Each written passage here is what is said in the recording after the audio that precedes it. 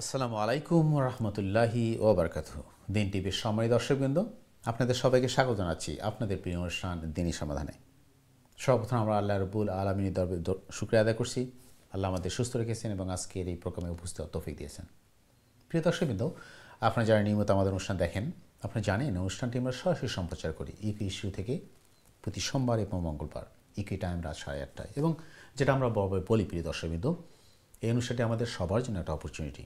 আমরা এখান থেকে দিন শিখবো, দিন জানবো, কোরআন হাদিস থেকে আলোচনা শুনবো, কোরআন হাদিসের জ্ঞান অর্জন করবো আমাদের ইলমকে পরিশুদ্ধ করার জন্য, এবং আমরা আল্লাহর প্রিয় বান্দা হতে পারি, আল্লাহর নেক বান্দা হতে পারি, রাসূল সাল্লাল্লাহু আলাইহি ওয়াসাল্লামের দেখানো পথে আমরা চলতে পারি।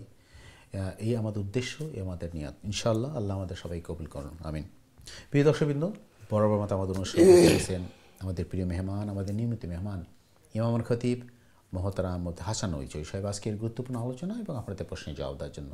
আপনারা জানেন প্রিয় দর্শকবৃন্দ, আমরা বেশ কিছুদিন থেকে আলোচনা করছি ইমান নিয়ে, ইমানের খুঁটিনাটি বিষয়, ইমানের শাখা প্রশাখা এবং ইমানের সাথে রিলেটেড যে জিনিসগুলো আছে সেটা ইবাদতের সম্পর্ক অথবা মাসলা মাসাইল নিয়ে আমরা চেষ্টা করছি আলোচনা করার জন্য, যাতে আমরা একজন পরিপূর্ণ ইমানদার হতে পারি, আল্লাহর প্রিয় বান্দা হতে পারি এবং একজন সঠিক মুসলিম হিসাবে আমাদের জীবনকে পরিচালনা করতে পারি। সে আপনারা যারা প্রশ্ন করতে চান দয়া করে প্রশ্ন করবেন এই ইমানের ব্যাপারে অথবা অন্য কোনো জিনিস ব্যাপারে। আপনাদের প্রশ্ন জিজ্ঞাসা, জীবনে চলার পথে আমাদের যে সমস্ত সমস্যার সম্মুখীন হই, যে সমস্ত প্রশ্ন আমাদের রেইজ করে, আমরা এগুলো জানতে চাবো ইনশাল্লাহ। আপনারা সরাসরি প্রশ্ন করবেন ইনশাল্লাহ 0203515073 দিচ্ছি না, বা আপনার টিভি স্ক্রিন নাম্বার দেখতে পারবেন, অথবা যারা ইমেল করতে চান ইমেল করবেন সংক্ষিপ্ত আকারে দিনী সমাধান@gmail.com।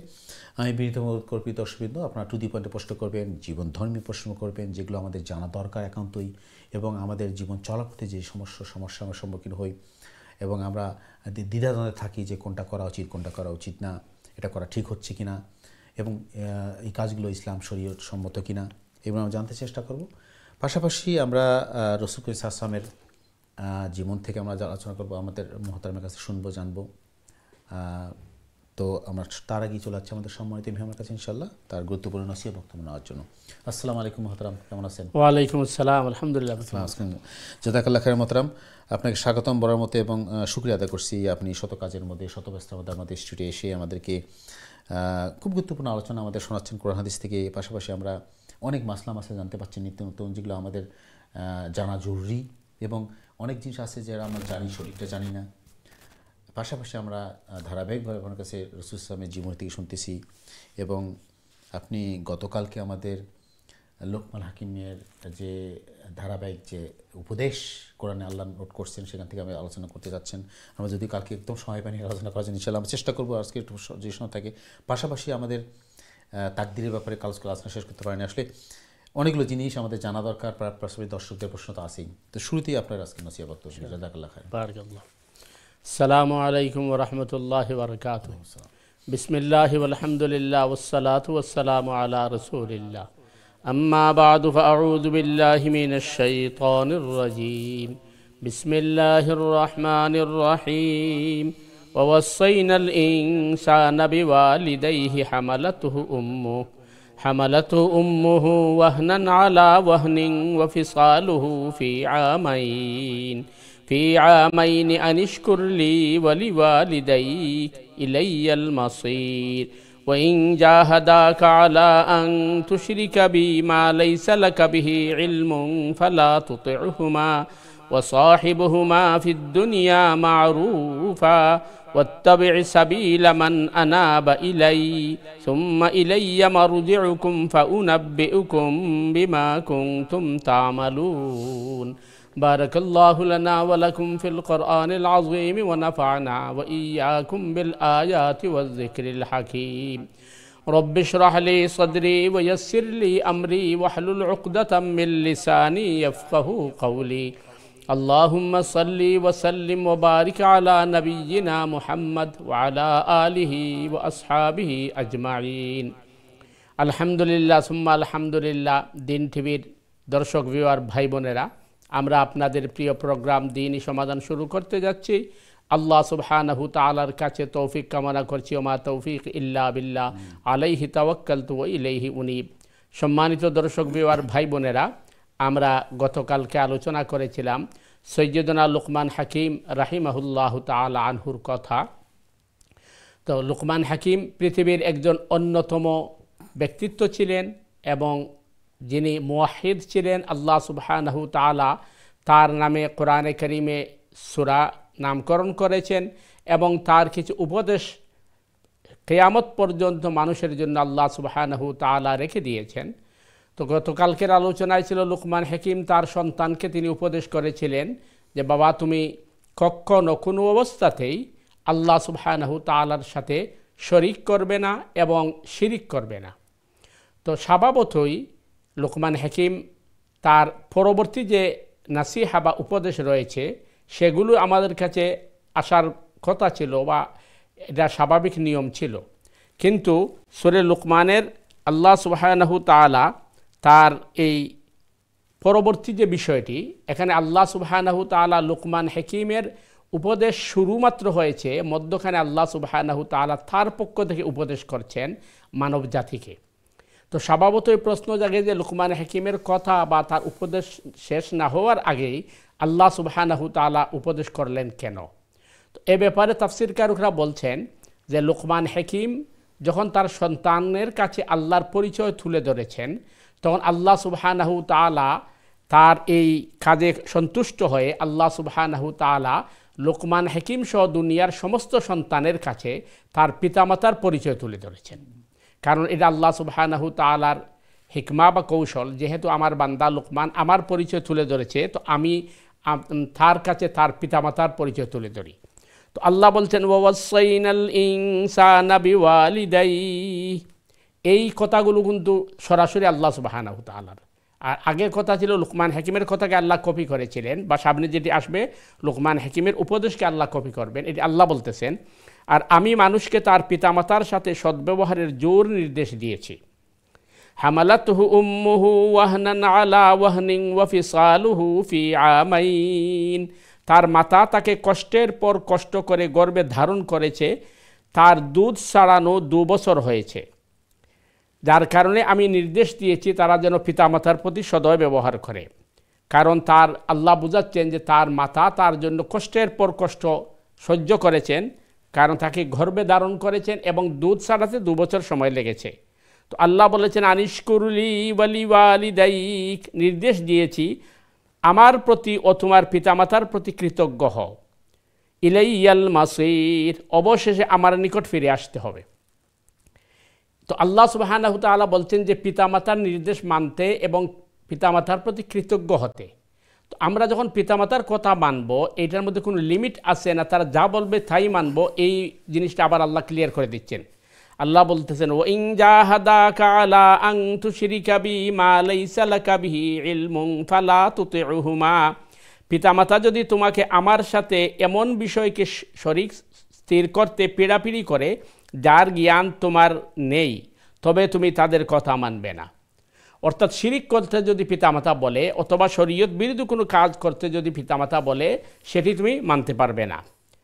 তবে আল্লাহ বলতেছেন ফালা তুতিউহুমা ওয়া সাহিবুহুমা ফিদ দুনিয়া মারুফা, কিন্তু তাদের সাথে অসৎ ব্যবহার করতে পারবে না, তাদের সাথে অন্যায় করতে পারবে না, এবং দুনিয়াতে তাদের সাথে সৎভাবে সহ অবস্থান করবে।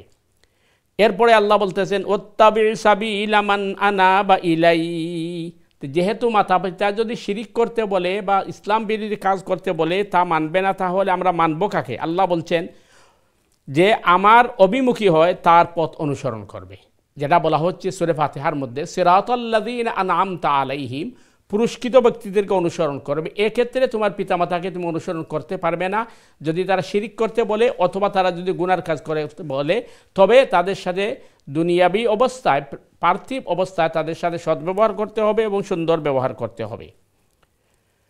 অতঃপর তোমাদের প্রত্যাবর্তন আমার দিকেই এবং তোমরা যা করতে আমি সে বিষয়ে তোমাদেরকে জ্ঞাত করব। সেক্ষেত্রে যদি আমার পিতামাতা অন্যায় করে থাকেন, শিরিকের কথা বলে থাকেন অথবা গুনার কথা বলে থাকেন, আমি যদি সে কথা না মানি, আল্লাহ বলছেন ফিরে আসবে আমার কাছে, আমি তখন তোমাদের মধ্যে জাস্টিস তৈরি করব, ইনসাফ তৈরি করব। যেভাবে সাহাবায়ে কেরাম রিদওয়ানুল্লাহি তাআলা আলাইহিম আজমাইনদের জীবনে আমরা দেখেছি যে সাইয়্যিদুনা আবু বকর সিদ্দিক রাদিয়াল্লাহু তাআলা আনহু ইসলামের প্রাথমিক একজন ইমানদার, এবং আবু বকর সিদ্দিক রাদিয়াল্লাহু তাআলা আনহুর সদ্য পিতা আবু কুহাফা, উনি কিন্তু ওই মক্কা বিজয়ের পরে তিনি ঈমান আনয়ন করেছেন। তাহলে দীর্ঘ 13 বছর পর্যন্ত আবু বকর সিদ্দিক রাদিয়াল্লাহু তাআলা আনহু আল্লাহ রসুলের সাথী ছিলেন, একজন শক্তিশালী ঈমানদার ছিলেন, কিন্তু তার শ্রদ্ধেয় পিতা ঈমান আনয়ন করেননি। আবু বকর সিদ্দিক রাদিয়াল্লাহু তাআলা আনহু তাকে জোর করেননি এবং তাকে প্রেশারও দেননি, এবং তার পিতাও তাকে বাধা দেননি, কিন্তু তাদের মধ্যে ভালো ব্যবহার ছিল, সুন্দর ব্যবহার ছিল। আবু বকর সিদ্দিক রাদিয়াল্লাহু তাআলা আনহু শ্রদ্ধেয় পিতা আবু কাহাফা মক্কা বিজয়ের পরে তিনি ঈমান আনয়ন করেছেন। তো ইসলাম আমাদেরকে শিক্ষা দিচ্ছে যে কোনো অবস্থাতেই মাতা পিতার প্রতি অসৎ ব্যবহার করা যাবে না, তাদেরকে বৃদ্ধাশ্রমে প্রেরণ করা যাবে না, তাদেরকে সেফ হোমে দেওয়া যাবে না, তাদের খেদমত করতে হবে, তাদের সেবা শুশ্রূষা করতে হবে, এটা আমাদের উপর ফরজ। আর আল্লাহ সুবহানাহু তাআলার সমস্ত হুকুম আহকাম মানতে হবে। কোনো অবস্থাতেই মাতা পিতাকে শ্রদ্ধা করতে গিয়ে শিরিকে আশ্রয় নেওয়া যাবে না, অথবা শরীয়ত বিরোধী কোনো কাজের মধ্যে লিপ্ত হওয়া যাবে না। তো আল্লাহ সুবহানাহু তাআলা আমাদেরকে সঠিকভাবে ইসলাম বুঝে আমল করার তৌফিক দান করুক। সুবহানাকাল্লাহুম্মা বিহামদিকা আশহাদু আল্লা ইলাহা ইল্লা আনতা আস্তাগফিরুকা ওয়া আতুবু ইলাইক। ওয়াসসালামু আলাইকুম ওয়া রাহমাতুল্লাহি ওয়া বারাকাতুহু। ওয়ালাইকুম আসসালাম, জাযাকাল্লাহু খাইরান। সম্মানিত আমাদের সম্মানিত মেহমানকে আমরা ধন্যবাদ জানাচ্ছি। প্রিয় দর্শকবৃন্দ, গুরুত্বপূর্ণ জিনিস আমাদের সামনে উপস্থাপন করলেন প্রিয় আমাদের মেহমান, যে লোকমান হাকিমের যে উপদেশ সন্তানের প্রতি আল্লাহ যে কোট করছেন কোরআনে, সেখান থেকে আমাদের সামনে উপস্থাপন করলেন। আসলে খুব জরুরি জিনিস প্রিয় দর্শকবৃন্দ, আমাদের জানা দরকার। আসলে কোরআনে আল্লাহ যে সমস্ত কথা ঘটনা উল্লেখ করছেন আমাদের শেখানোর জন্য, আমাদের জানানোর জন্য, আমাদের জ্ঞান অর্জন করার জন্য, এগুলো খুবই গুরুত্বপূর্ণ।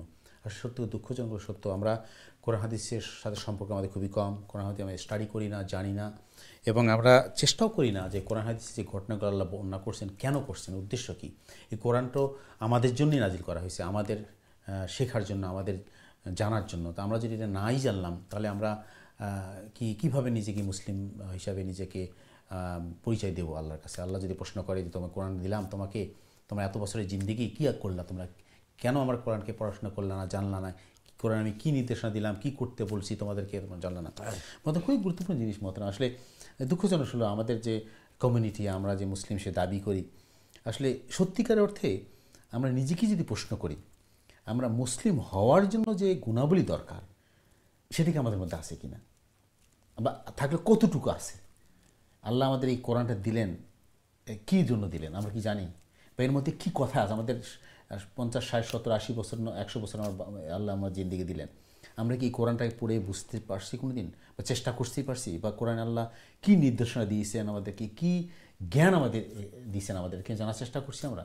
দুঃখজনক আমরা দুনিয়া, গতকাল জিনিসটা আপনি বলছেন যে আমরা দুনিয়া নিয়ে এত ব্যস্ত। আল্লাহ কিন্তু বলে না যে দুনিয়াকে ত্যাগ করো, কিন্তু দুনিয়াকে নিয়ে আমরা এত বেশি ব্যস্ত যে আল্লাহ আমাদের দুনিয়াকে পাঠালেন, কেন পাঠালেন, উদ্দেশ্যটা কী, এটিকে আমরা জানার মতন চেষ্টা করছি কিনা, বা আমাদের এই দুনিয়াতে দায়িত্বটা কী, আমরা আমাদের আল্লাহ কী করতে বলছেন, আমরা তো মানে জানি কি জানি না। তো প্রিয় দর্শকবৃন্দ, আসলে আমরা চেষ্টা করি অল্প সময়ের মধ্যে একটু আলোচনা করার জন্য। মহতামের কাছে আমরা প্রায় চেষ্টা করি কোরআন হাদিস থেকে আলোচনা শোনার জন্য, যাতে আমরা আমাদের এই ক্ষুদ্র সময়ে কিছু শিখতে পারি, জানতে পারি, আমাদের জীবনকে যদি একটু হলেও পরিবর্তন করতে পারি, এটা আমাদের সার্থকতা। তো আপনারা প্রশ্ন করবেন, মতামত দেবেন আপনাদের অনুষ্ঠানের ব্যাপারে, অথবা আমরা যা জানতে চান কোরআন হাদিস থেকে বা দিনের ব্যাপারে, ইসলামের ব্যাপারে, দয়া করে প্রশ্ন করবেন সরাসরি লাইনে 0235150733 বা অথবা যারা ইমেল করতে চান ইমেল করবেন সংক্ষিপ্ত আকারে dini@gmail.com। আমরা একটু গতকালকে আমাদের আলোচনা শেষ করতে পারিনি তাকদীর ব্যাপারে, প্লাস গতকালকে যে আপনি আলোচনা শুরু করছেন লোকমান হাকিমের যে ঘটনাটা আল্লাহ কোরআনের কোট করছেন, যে উনি তার সন্তানকে যে ফার্স্ট যে উপদেশগুলো দিয়েছেন, তার প্রথমটা ছিল তুমি আল্লাহর সাথে শিরক করো না। আমরা একটু যদি আলোচনা করতে চাই শিরক জিনিসটা কী, এবং আসলে কেন আল্লাহ শিরককে ক্ষমা করবেন না, বা এই শিরকের মধ্যে কোনো ক্লাসিফিকেশন আছে কি না, কত রকম শিরক আছে, আমরা একজন মুসলিম যারা আছি আমরা কি শিরক করতেছি, জেনে নেওয়ার জন্য করতেছি কিনা, বা আমরা কীভাবে বাঁচবো, একটু আমাদেরকে বিস্তারিত জানাতেন প্লিজ। দেখেন, প্রথম বিষয় হচ্ছে যে শিরিক গুনাহকে আল্লাহ মাফ করবেন না কেন, এটি হচ্ছে মানে আপনার প্রথম প্রশ্ন। তো আল্লাহ সুবহানাহু তাআলা বোঝাচ্ছেন যে শিরিক গুনাহ তোমরা তো মাফ করো না, আমি মাফ করবো কীভাবে। তো আমরা কীভাবে মাফ করি না, যেমন মনে করেন আপনি যদি একজন এই বাচ্চাকে জিজ্ঞেস করেন যে তোমার ভাই কয়জন, তো সে বলবে 5জন 7জন, বোন কয়জন বলবে। আপনি তাকে জিজ্ঞেস করেন যদি তোমার চাচা কয়জন, সে বলবে। আপনি তাকে জিজ্ঞেস করেন তোমার মা কয়জন, সে বলবে। কারণ একজনে ইসলামের দৃষ্টি 4 বিয়ে পর্যন্ত করতে পারে। কিন্তু আপনি তাকে জিজ্ঞেস করেন তোমার বাবা কয়জন, তখন অবস্থা কি হবে? কারণ এটা তোকে মেনে নিবে না। আল্লাহ এটা বুঝাচ্ছেন যে তুমি তো শিরিক বান্দা পছন্দ করো না, তো যেহেতু তুমি করো না, তাইলে আমি আল্লাহ যেখানে আহকামুল হাকিমিন, আমি সৃষ্টিকর্তা, তো আমার সাথে আরেকজনকে পার্টনার বানিয়ে দিবে, এটা আমি মেনে নেব কিভাবে? তো এই জন্য আল্লাহ সুবহানাহু ওয়া তাআলা বলছেন যে শিরিক গুনাহকে আমি মাফ করব না। এখন প্রশ্ন হচ্ছে শিরিক কত প্রকার? প্রথম বিষয় হচ্ছে মানে স্বাভাবিকভাবে শিরিক 2 প্রকার। একটা হচ্ছে শিরকে আকবর, আর একটা হচ্ছে শিরকে আসগর। General classification. তো শিরকে আকবর মানে হচ্ছে বড় ধরনের শিরিক, আর শিরকে আসগর হচ্ছে ছোট শিরিক। তো শিরকে আকবর মনে করেন আপনি মূর্তির পূজা করা, প্রতিমার পূজা করা, অথবা ঘরের পূজা করা। মানে আমাদের ক্রিয়েটর, আমাদের সৃষ্টিকর্তা একজনের বেশি কি? অবশ্যই যে কোনো সৃষ্টির পূজা করা, এটা হচ্ছে শিরকে আকবর। আর শিরকে আসগর হচ্ছে ছোট শিরিক, যেগুলো স্বভাবত শিরিক মনে করেন না বা শিরিকের মতো দেখা যাচ্ছে না। যেমন মাজারে গিয়ে সিজদা করা, অথবা রাজা বাদশাকে সিজদা করা, নিজের পীরকে সিজদা করা, এটাকে কিন্তু সে আসলে ওই শিরিক মনে করছে, সৃষ্টিকর্তা মানতেছে না। সে বলতেছে আমি মাজারে গিয়ে সিজদা করছি, কেন? উনাকে আমি উসিলা বানাচ্ছি। তো এটা হচ্ছে শিরকে আসগর। শিরকে আসগরের মধ্যেও কিন্তু আরো কয়েক প্রকার আছে। একটা হচ্ছে শিরিক ফিল ইবাদা, আরেকটা হচ্ছে আপনার শিরিক ফিল সিফাত, এরপরে শিরিক ফিল আমল, শিরিক ফিল লফজ, শব্দের মধ্যে শিরিক আছে। তো শিরিক এটাকে হাদিসের পরিভাষায় গোপন শিরিক বলা হচ্ছে, শিরকুল খাফি। যেমন আপনি মনে করেন কোরআনে কারীম বলছে যে আপনি ইবাদতের ক্ষেত্রে আপনার নিয়তের মধ্যে এই ধারণা পোষণ করছেন যে মানুষ আমাকে বাহবা দেখ, মানুষ আমাকে, হ্যাঁ, অথবা আমি একটু সওয়াব হই, লৌকিকতা আসুক, এটা কিন্তু শিরিক ফিল ইবাদা। এই জন্য আল্লাহ রসুল ক্লিয়ার বলছেন মান সাল্লা ইউরাই ফাকাদ আশরাকা, ওমান সামা ইউরাই ফাকাদ আশরাকা, ওমান তাসাদ্দাকা ইউরাই ফাকাদ আশরাকা। যে নামাজ পড়লো দেখানোর জন্য সে শিরিক করলো, যে রোজা রাখলো দেখানোর জন্য সে শিরিক করলো, যে আপনার এই যাকাত দিল দেখানোর জন্য, দান খয়রাত করলো দেখানোর জন্য সে শিরক করলো।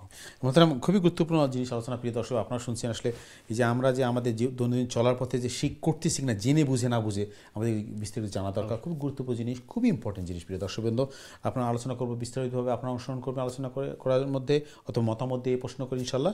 আমরা তার আগে ছোট্ট একটি বিরতি যাচ্ছে। প্রিয় দর্শকবৃন্দ, বিরতি আবারও ফিরে আসছি ইনশাল্লাহ, তখন আমাদের সাথে থাকুন। আসসালামু আলাইকুম রহমতুল্লাহি ওয়া বারাকাতুহু।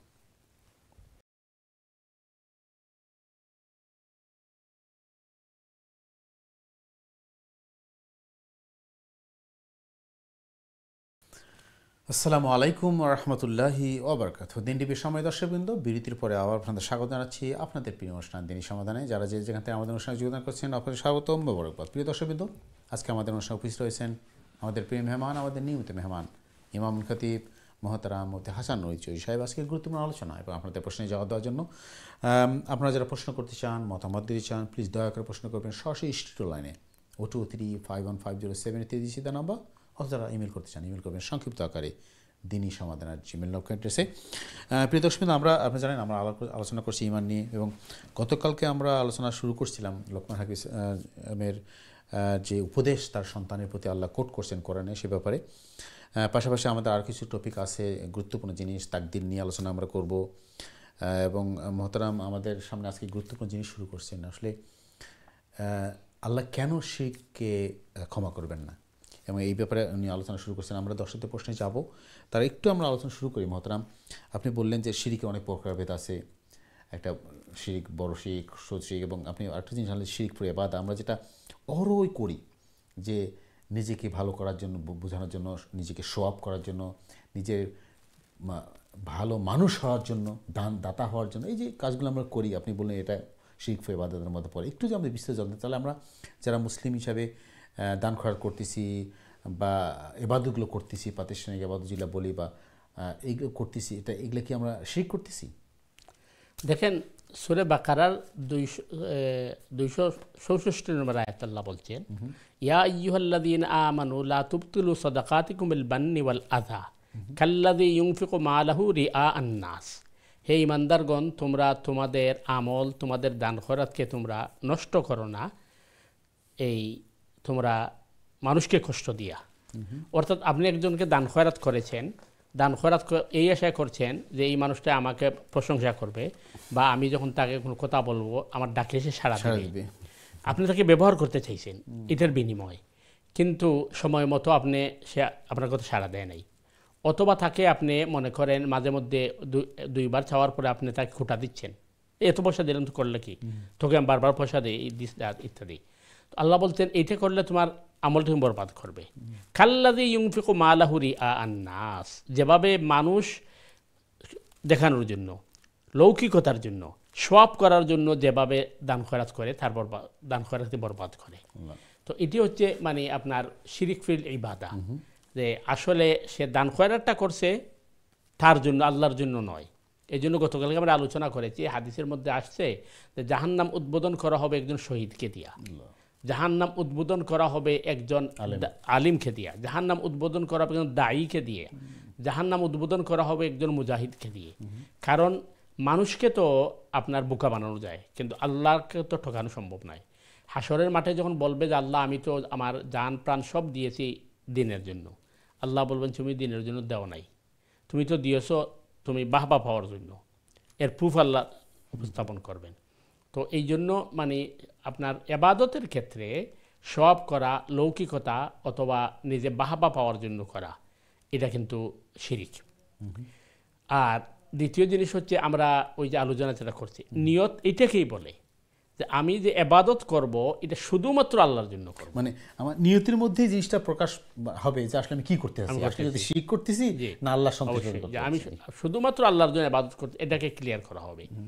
এবং সূরা নূরের মধ্যে যেটি আলোচনা করা হয়েছে, আম্মাজান আয়েশা সিদ্দিকা রাদিয়াল্লাহু তাআলা আনহার উপর একটা দুর্নাম ছড়িয়ে পড়েছিল, ষড়যন্ত্র হয়েছিল। তো আবু বকর সিদ্দিক রাদিয়াল্লাহু তাআলা আনহুর চাচাতো ভাই, ওনার নাম ছিল মিস্তাহ। তো মিস্তাহ রাদিয়াল্লাহু তাআলা আনহু গরিব ছিলেন, তো আবু বকর সিদ্দিক সবসময় তাকে সাহায্য সহযোগিতা করতেন। তো যখন এই কথাটা ছড়াইয়া পড়ে, তো স্বভাবত সমাজেগুলো হয়, তো মিস্তাহ রাদিয়াল্লাহু তাআলা আনহু বলে ফেলেছিলেন যে হতে পারে। তো এটা শোনার পরে আবু বকর সিদ্দিক রাদিয়াল্লাহু তাআলা আনহু খুব বেশি কষ্ট হয়েছে, দুঃখ লাগছে। তখন তিনি কসম খেয়ে ফেলছিলেন যে আমি মিস্তাহকে আর সাহায্য করব না। তখন আয়াত নাজিল হয়ে গেছে যে আবু বকর তুমি তাকে সাহায্য করছো তোমার উপকারের জন্য না আল্লাহর সন্তুষ্টির জন্য। তখন আবু বকর সিদ্দিক রাদিয়াল্লাহু তাআলা তার কসমের কাফারা দিয়েছেন এবং বলছেন যে আমি মরার আগ পর্যন্ত তাকে সাহায্য সহযোগিতা করবো, কারণ আল্লাহ বলছেন আমি তাকে মাফ করে দিয়েছি, তুমি মাফ করে দাও। তাহলে বোঝা গেল যে ইবাদতের ক্ষেত্রে আপনি কোনো ধরনের আপনার ওই প্রতিদান লওয়া, এমনকি সূরা দাহরের মধ্যে বলা হচ্ছে যে একজন মুমিন সে থ্যাংক ইউর আশা করবে না।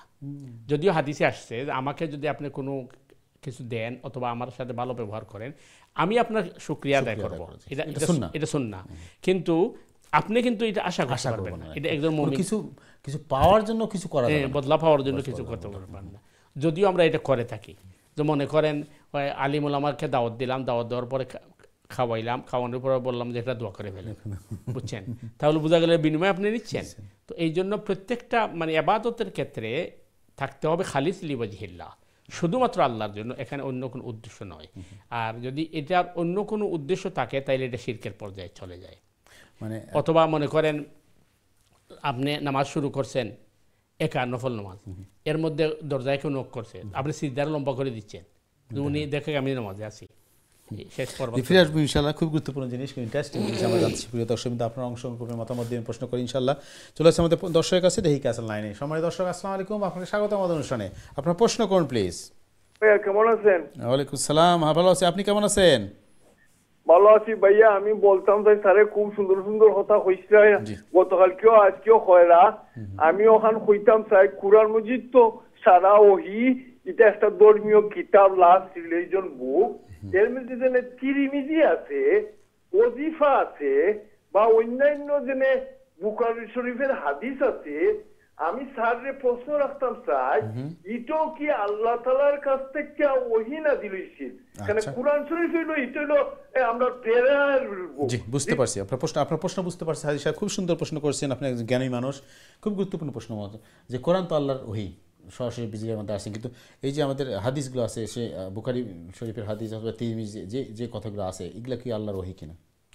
জি হাজী সাহেব, আসলে আপনার প্রশ্নটা কিন্তু খুবই গুরুত্বপূর্ণ এবং খুবই তত্ত্ববহুল এবং এগুলো আমরা জানা দরকার। তার কারণ হইল কোরআনে করিম আল্লাহর কিতাব এবং আল্লাহ সুবহানাহু তাআলা কোরআনে করিমরে অবতীর্ণ করছেন জিবরিল আমিনের মাধ্যমে রসুল করিম সাল্লাল্লাহু আলাইহি ওয়াসাল্লামের কাছে, এটা হইল নিশ্চিত এবং এটা প্রমাণিত। এবং কোরআনের প্রথমে এই কথাটা বলা হয়েছে যে যালিকাল কিতাবুল লা রাইবা ফি, এই কিতাবের মধ্যে সন্দেহের কোনো অবকাশ নাই। সুতরাং পৃথিবীর আসমানের নিচে জমিনের উপরে আর কোনো কিতাব লা রাইবা ফি হইতে পারে না। তার কারণ হইল অন্য যে কিতাবগুলো আছে এগুলো মানুষের রচনা করছেন অথবা মানুষের সংগ্রহ করছেন, মানুষ ভুল ত্রুটির ঊর্ধ্বে নাই। তবে আপনার এই প্রশ্নের মাঝে যেটা আইছে যেমন অজিফা হইল বেশ কিছু সূরাগুলার জমা করা হয়েছে, অথবা আমরা আগে যে অজিফাগুলা দেখছি অনেক অজিফাগুলার মধ্যে বিভিন্ন ধরনের এই আপনার দোয়াদুরুদ লেখা হয়েছে যেগুলা কোরআন হাদিসের সাথে সমর্থিত নাই অথবা কোরআন হাদিসের সাথে সাংঘর্ষিক। আর যদি কোরআনের সূরা লেখা হয় তাইলে তো এটা ঠিকই আছে। 2 নম্বর যেটা আপনি খুঁজছেন যে তিরমিজি হইল হাদিসের যত কিতাব আছে এর মধ্যে একটা কিতাব হইল তিরমিজি এবং গ্রহণযোগ্য একটা কিতাব। এবার সহিহ বুখারী, তো সহিহ বুখারী এবং তিরমিজি সিয়াসিত্তা সহ অসংখ্য অগণিত হাদিসের কিতাব আছে। এই হাদিসের কিতাবগুলোও কিন্তু ডাইরেক্ট নাই, কিন্তু ইনডাইরেক্ট আল্লাহর কালাম। এখানে কোরআনের মধ্যে হয়েছে ওমা ইয়ানতিকু আনিল হাওয়া ইন হুয়া ইল্লা ওয়াহয়ুন ইউহা, মুহাম্মদুর রাসূলুল্লাহ সাল্লাল্লাহু আলাইহি ওয়াসাল্লাম কোনো কথা কইছেন না যতক্ষণ না তা আল্লাহর পক্ষ থেকে জানাই দেওয়া হয়েছে। তো যেহেতু আল্লাহ রসুলের প্রত্যেকটা কথা ওই আল্লাহর কথা, এর কারণে হাদিসও এটা আমরা লাগি দলিল। তবে বিষয়টা হইছে যে কোরআনের শব্দ এবং কোরআনের মিনিং উভয়টা আল্লাহর দেওয়া, আর হাদিসের মিনিংটা আল্লাহর দেওয়া এবং শব্দটা রসুল করিম সাল্লাল্লাহু আলাইহি ওয়াসাল্লামের চয়নকৃত, যার কারণে হাদিস দিয়ে নামাজ হইতো নাই, নামাজ পড়তে হইলে কোরআন লাগবো। আর কোরআন রেখয় কাতঈ দলিল, অকাট্য প্রমাণ, আর হাদিস রেখয় জান্নি দলিল, অর্থাৎ এটার মধ্যে অনুমান আছে। এখানে হাদিস সংগ্রহ করতে গিয়ে এটার মধ্যে ভুল ভ্রান্তি হইতে পারে। যে সমস্ত বর্ণনা আনা হয়েছে হয়তো রসুল সাল্লাল্লাহু আলাইহি ওয়াসাল্লামে কইছেন একভাবে, যে বর্ণনা করছেন এর বুঝছেন আরেকভাবে, অথবা রসুল সাল্লাল্লাহু আলাইহি ওয়াসাল্লামে কইছেন একভাবে এর শুনছেন আরেকভাবে। এর কারণে হাদিস এটাও রসুলের কথা, যদি হাদিস প্রুফ হয়, প্রমাণিত হয়, সুতরাং হাদিসটা সহিহ হাদিস, অথেন্টিক হাদিস যদি হয় তাইলে এটাও ইসলামের দলিল। তবে কোরআনের সমতুল্য নাই। কোরআন এটা কোরআনই এবং ডাইরেক্ট আল্লাহর কালাম, কাতঈ দলিল। আশা করি ক্লিয়ার হয়েছে। আপনার সুন্দর প্রশ্নের লাগে আপনার ধন্যবাদ। জাযাকাল্লাহ। তো একটা জিনিস আমি কিলাম, কোরআনের প্রতিটা শব্দ, প্রতিটা অক্ষর সবকিছু আল্লাহ, মিনিং আল্লাহর সবকিছু, কিন্তু হাদিসটাও হয়তো ভাবার্থটা আল্লাহর দেওয়া, কিন্তু যে ওয়ার্ডগুলো ইউজ করছেন এটা রাসূলের নিজস্ব, মিনিংটা হয়তো আল্লাহর থেকে। জাযাকাল্লাহ। খুব সুন্দর প্রশ্ন করছেন আমাদের হাজী সাহেব, ধন্যবাদ আপনাকে সুন্দর প্রশ্নের জন্য। আর আমরা জানতে পারলাম এ চলে আসছে আমাদের পরবর্তী দর্শক আছে, দেখি কি আছে লাইনে। সময় দর্শক, আসসালামু আলাইকুম, আপনার প্রশ্ন করুন প্লিজ। ওয়ালাইকুম আসসালাম ওয়া রাহমাতুল্লাহি ওয়া বারাকাতুহু। জি ভাই বলেন। আমার ভাই একজন বসাত, জি উনি একটা প্রশ্ন করবেন। উনার মনের মাঝে খুব দুঃখ নিয়ে প্রশ্ন, এক ভাই উনার ভাই মানে বড় মানে দুঃখ দিছেন, এই প্রশ্নটা করবেন। এর আগে ভাইয়ের প্রশ্ন করার পরে ওনার একটা অনুরোধ, এই যে আল্লাহ পাক এই দুনিয়া বানাইছেন, সবার আগে তো আল্লাহই আসলা, আসমান জমিন বানায়, এর পরে কতদিন বাদে আসমান জমিন বানানি বাদে আদম আলাইহিস সালাম রে বানাইছেন। আর ভাইয়ের দুঃখ দিছে একটা প্রশ্ন, উনি বলতেছেন যে ওনার জায়গার মধ্যে উনি চলে আসছে, উনি গিয়ে বলছে চলে আসলাম কেন, তোমার জায়গা তো একটু ইয়ে করছো, তুমি এইটা কি তোর অনুমতি নেওয়া লাগবে, ইয়ারে তোর ওয়ালেদি তোর ট্যাং হারাই দিমুনি, আরে তোর পাও নিয়ে হারাই দিমু। ওনার প্রশ্ন, ওনার দুঃখ হইল এই ট্যাংটা তো আল্লাহ পাক বানাইছে, একই ভাই মায়ের পেটে ট্যাংটা তো আল্লাহ পাক বানাইছে, উনি তো আর বানাইছেন না ট্যাং, উনি তো আর পা বানাইছেন না। উনি কাঁদতেছে যে ভাই আমার এত বড় কথা হইল, এটা সম্বন্ধে একটু সান্ত্বনা ভাবে কি বলবেন, মুফতি সাহেবকে বলবেন। মুফতি সাহেবকে আমাকে অবশ্য চিনেন, ইসলামের মসজিদে সামটাইম দেখা হয়। ওকে হযরত, এটা অনুরোধ রইল আপনাদের মুফতি সাহেবের কথা খুব সুন্দর করে বলেন, আপনার উপস্থাপনা আমার খুবই সুন্দর লাগে, ভালো লাগে। আসসালামু আলাইকুম। ওয়ালাইকুম আসসালাম। সময় ধন্যবাদ জানাচ্ছি আপনার, আমাদের রেগুলার দর্শক, আপনাকে আপনারা অনুষ্ঠান দেখেন বলে আমাদের সার্থকতা ভাই, এবং আপনারা সবাই মিলে আমরা চেষ্টা করি অনুষ্ঠানে সার্থক করার জন্য। আমরা সেখান থেকে আসছি সবাই শেখার জন্য, জানার জন্য, এবং মেইন কথা হলো যে আমরা এখান থেকে শিখবো, কিছু জানবো, আমাদের জীবনটাকে পরিবর্তন করবো। আমরা এই হুকুকুল ইবাদত নিয়ে বহু আলোচনা করছি। আজকে আপনি সুন্দর প্রশ্ন করছেন, আপনার যে ভাই প্রশ্ন করছেন যে আমরা অনেক চেষ্টা করছি যে আমরা অনেকে ইবাদতগুলো করি আল্লাহ সন্তুষ্টির জন্য, কিন্তু হুকুকুল ইবাদত সম্বন্ধে আমাদের অনেক জানার মধ্যে সীমাবদ্ধ রয়েছে, এবং আমরা জিনিসটা বুঝি না যে হুকুকুল ইবাদতের যে হক, এই হকগুলো আল্লাহ কোনোদিন মাফ করবে না যদি বান্দা যে মাফ না করেন। এটা মহতারাম আমাদের বহুদিন এই জিনিসটা জানাচ্ছেন। আজকে অনুরোধ করবো মহতারামের কাছে, আমাদের সম্মানিত দর্শকের অনুরোধে আপনি একটু যদি বিস্তারিত জানাতেন। জি ভাই, আসল বিষয় হইল, প্রথমত হইল বাইর সাথে বাইর সম্পর্ক কী হইব।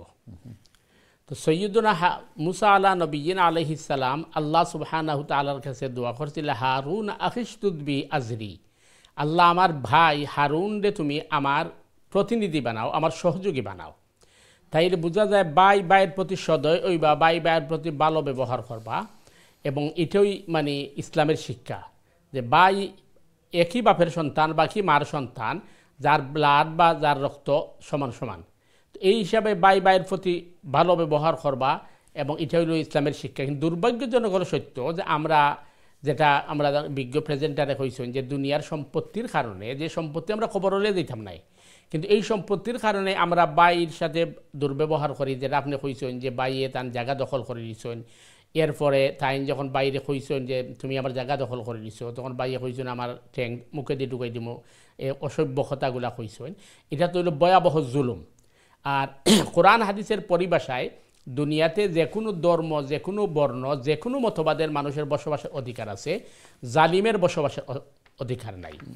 আর নিজের বাইর সাথে অথবা বোনের সাথে অথবা মা বাপের সাথে, আত্মীয় স্বজনের সাথে, প্রতিবেশীর সাথে যারা জুলুম করে, এরা সবচেয়ে বড় জালিম।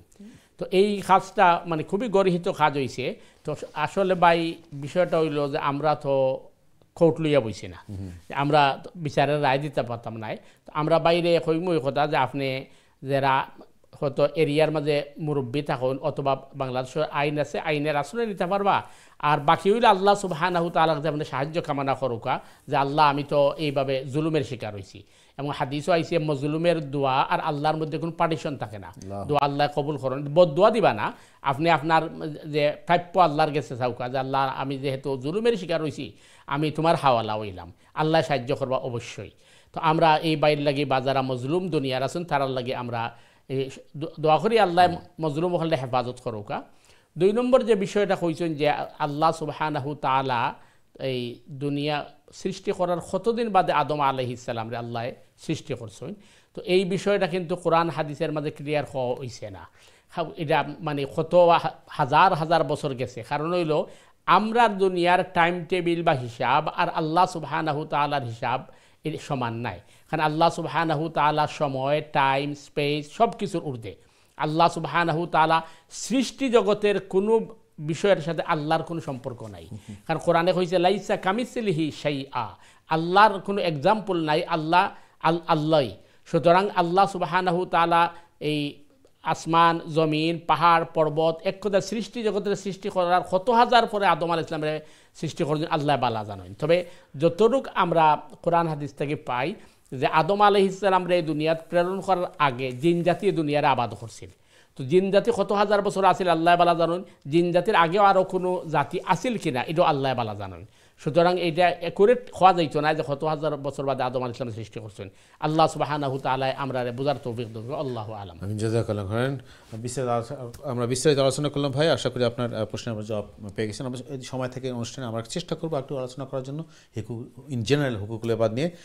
তার আগে চলে যাচ্ছে আমাদের সময় দর্শক আছে, দেখি কি আছে লাইনে। সময় দর্শক আসসালামু আলাইকুম, আপনার প্রশ্ন করুন প্লিজ। হ্যালো ভাই, আমি আরেকবার এলাম, স্যারকে প্রশ্ন রাখতে পারবো? জি বলেন। আচ্ছা, কুরআন শরীফ সূরা তুর আল্লাহ তাআলা নিজে পাহাড় পর্বতের কসম খায়।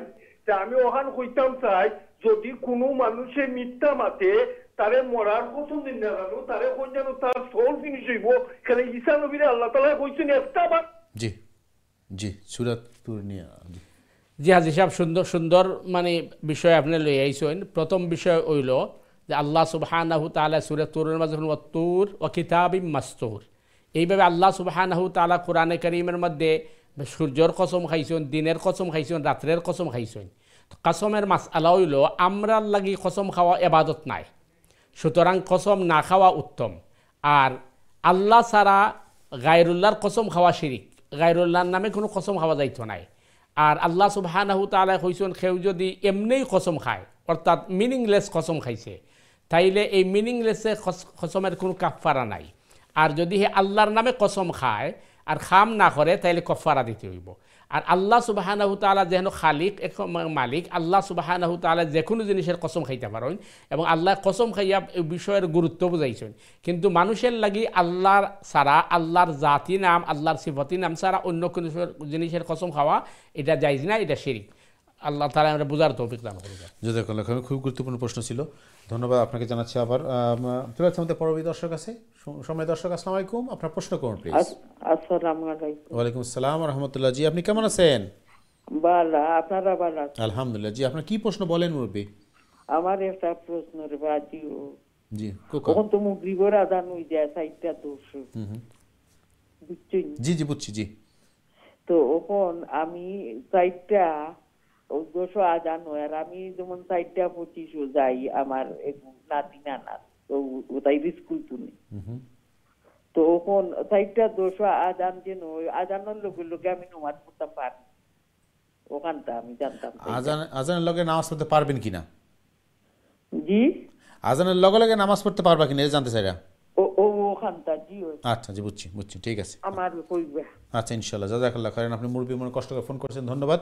আপনি টিভিতে অনুষ্ঠান দেখতে থাকুন ইনশাআল্লাহ। জি মোহতারাম, আসলে দিন ছোট, খুব সময় আমাদের এখন জোহর আসর মাগরিব খুব ক্লোজ বাই, সো অনেকেরই সমস্যা হয় যারা বিভিন্ন কাজে কর্মে থাকেন। যে মুরব্বী জানতে চাচ্ছেন যে আজানের সাথে সাথে মাগরিব নামাজটা পড়া যাবে কিনা? জি আপনি আসলে মুরব্বী মানুষ, বা আপনি যেটা কইছেন যে আপনার নাতিনরে আনাত যাইন 4টা 25, এই হিসাবে আপনি মানে 4টা 10 আজান হয়, আজানের সাথে সাথে আপনি মাগরিব পড়তে পারবা, অবশ্যই পারবা। আজান যখন হয়ে গেছে তখন অক্ত হয়ে গেছে, তো আজান স্টার্ট হওয়ার লগে লগেই আপনি মাগরিব পড়িতে পারবা, পড়িয়া এরপরে আপনি যাইতে পারবা। তবে নামাজের মধ্যে তাড়াহুড়া না করা, আপনি অন্তত ফরজটারে সুন্দরভাবে আদায় করিয়া দরকারে ধরে সুন্নত গড়াইয়া পড়তে পারবা। তবে মানে আপনি আজান হওয়ার লগে লগেই পড়িতে পারবা, কিন্তু আজান হওয়ার মানে হয়েছে অক্ত হয়ে গেছে, এই হিসাবে আপনি নামাজ পড়তে পারবা, কোনো অসুবিধা নাই। এবং এই নামাজ মাঝে কোনো ক্ষতি নাই, কারণ হইলো এটা আউয়াল ওয়াক্ত নামাজ পড়রা, আজান স্টার্ট হয়ে গেলেই আপনি নামাজ পড়তে পারবেন। খুব সুন্দর প্রশ্ন করছে আমাদের সম্মানিত মুরব্বী। একটা জিনিস অনেকে বলেন যে না আজান শুরু হলে আজান শেষ হয়ে পড়ে তারপরে নামাজ শুরু করতে হবে, এই কোনো বাধ্যবাধকতা আছে কিনা? নামাজ শেষ হওয়া মানে আজান শেষ হওয়ার সাথে আমার নামাজ পড়ার সাথে সম্পর্ক আছে কিনা? না, দুইটা ভুল আমাদের সমাজে আছে। একটা হচ্ছে আমাদের সমাজে মা বোনরা যারা আছেন তারা অনেক সময় আজান না হওয়া পর্যন্ত নামাজ পড়েন না, বুঝছেন? কারণ আসল ওয়াক্ত স্টার্ট হয়ে গেলে নামাজ পড়তে পারেন, আজানের সাথে সম্পর্ক নাই, কারণ ওরা জামাতে আসবেন না। আজান তো তাদের জন্য যারা জামাতে আসবে। তো ঠিক একইভাবে উনি যেটা বলছেন যে আজান হওয়ার সাথে সাথে উনি নামাজ পড়তে পারবেন, কিন্তু মসজিদে যারা জমাতে যাবেন তাদের জন্য উচিত হবে যে আজান যখন চলছে আজানের জবাব দেওয়া, পরে আজানের দোয়া পড়া, এরপরে নামাজ স্টার্ট করা। অথবা মনে করেন আপনার টয়লেটে খুব বেশি প্রেশার দেয় নাই, স্বাভাবিক, তো এই সময় আজান হচ্ছে, আপনি আজান শেষ হওয়ার পরে আপনি দোয়া পড়ার পর এরপর টয়লেটে যাবেন, তাই খুব একটা সুন্দর জিনিস জানতে পারলাম, ধন্যবাদ আপনাকে। চলে যাচ্ছে আমাদের পরবর্তী কলের কাছে, দেখি কাছে লাইনে। সময় দর্শক, আসসালামু আলাইকুম, আপনার প্রশ্ন করুন প্লিজ। জি সময় দর্শক, দয়া করে আপনার টিভির ভলিউমটা কমিয়ে দিয়ে আমাদের ফোনে কথা বলবেন প্লিজ। জি সময় দর্শক, আসসালামু আলাইকুম। ওয়ালাইকুম সালাম। আসসালামু আলাইকুম। আপনারা ভালো আছেন? জি আলহামদুলিল্লাহ, আপনি কেমন আছেন?